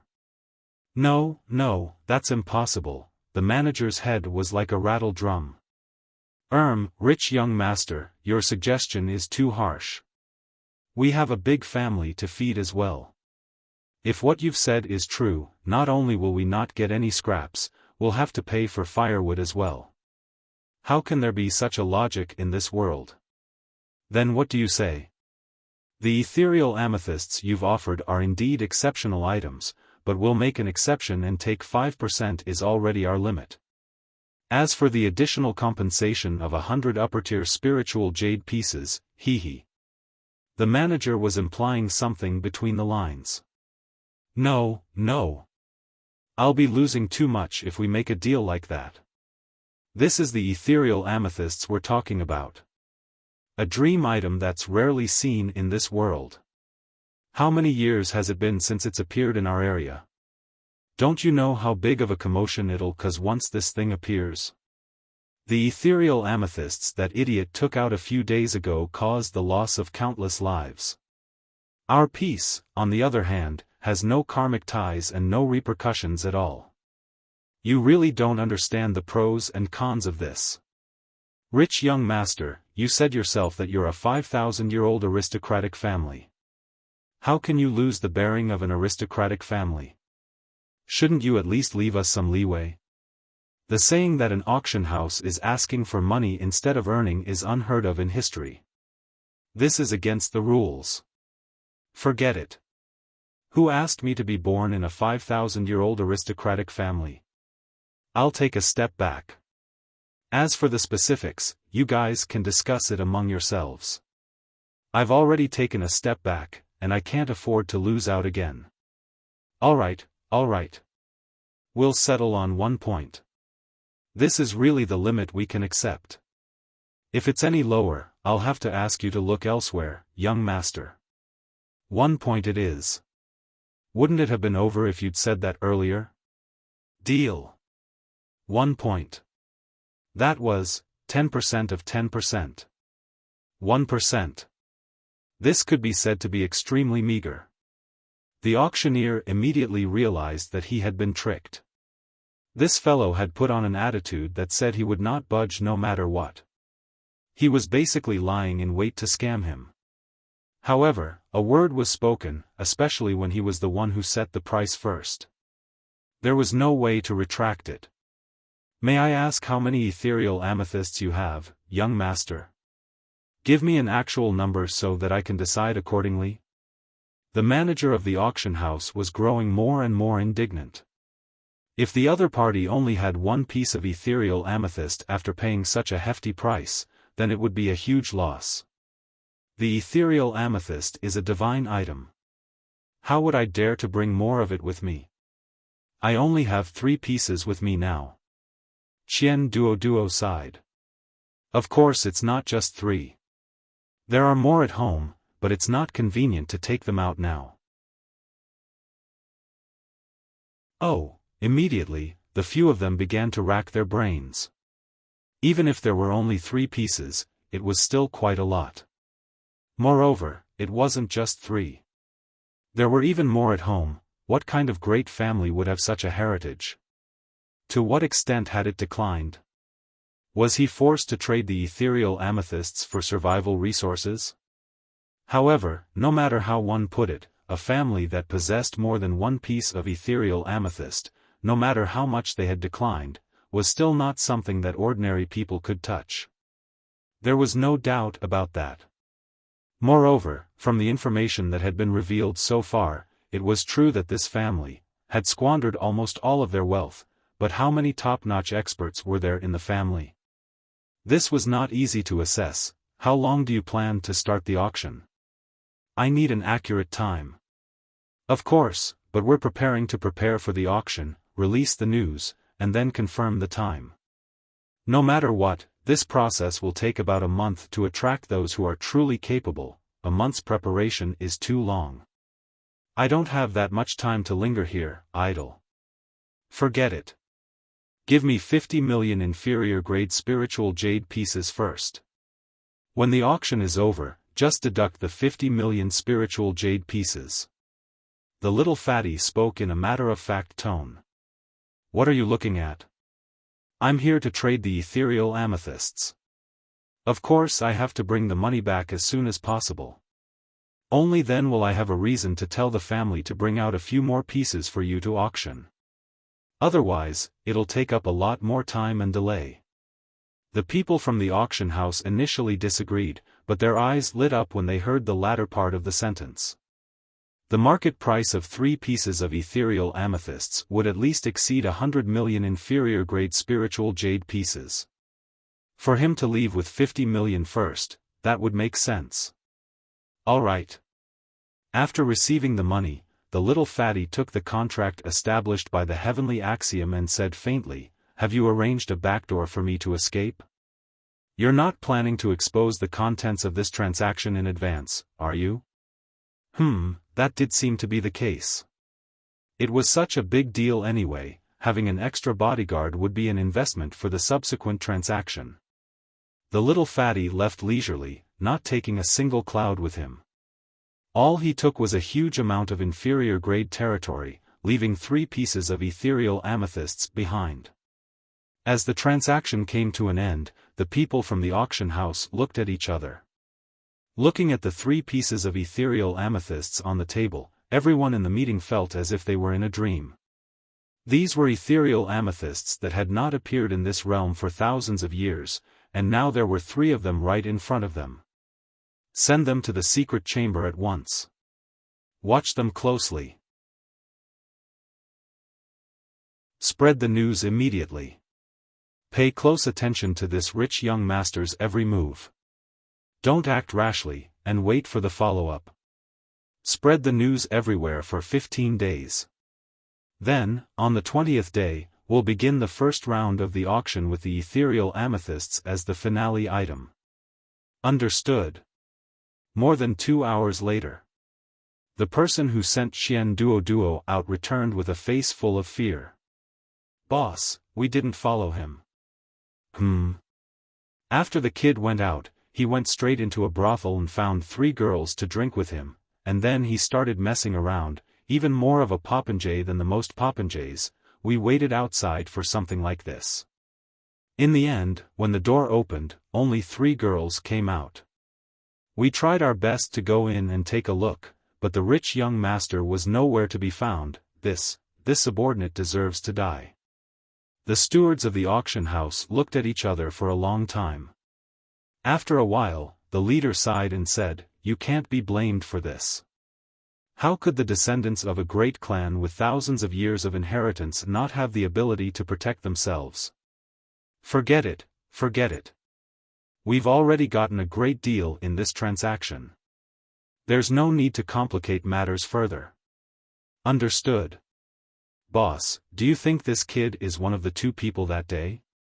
You're thinking too much. To us, even if it's those 2, they're still customers. Understood. Now, the ethereal amethysts of those 2 have nothing to do with us, understand? That's what a ruined family should be, understand? Understood. Today is Teacher's Day. Happy Teacher's Day to all the teachers in the world. In the morning, Auntie Feng drove to pay a visit to the teacher's house and delivered a few boxes of mooncakes. The teachers were very excited and gratified, we were happy too, but I was the only one who felt a little gloomy. Especially when a few teachers held my hand and said, "What a surprise. You failed so many subjects back then and were bullied by little girls every day. Who would have thought that you could write a novel today?" I was stunned on the spot. When did I get bullied by little girls? Why don't I remember? The worst thing was that the old homeroom teacher, who was 75 today, patted my head and said, "This kid used to be stupid." Back then, I hit his head with my pointer, and he must have been enlightened since then. Teacher, you read web novels often, don't you?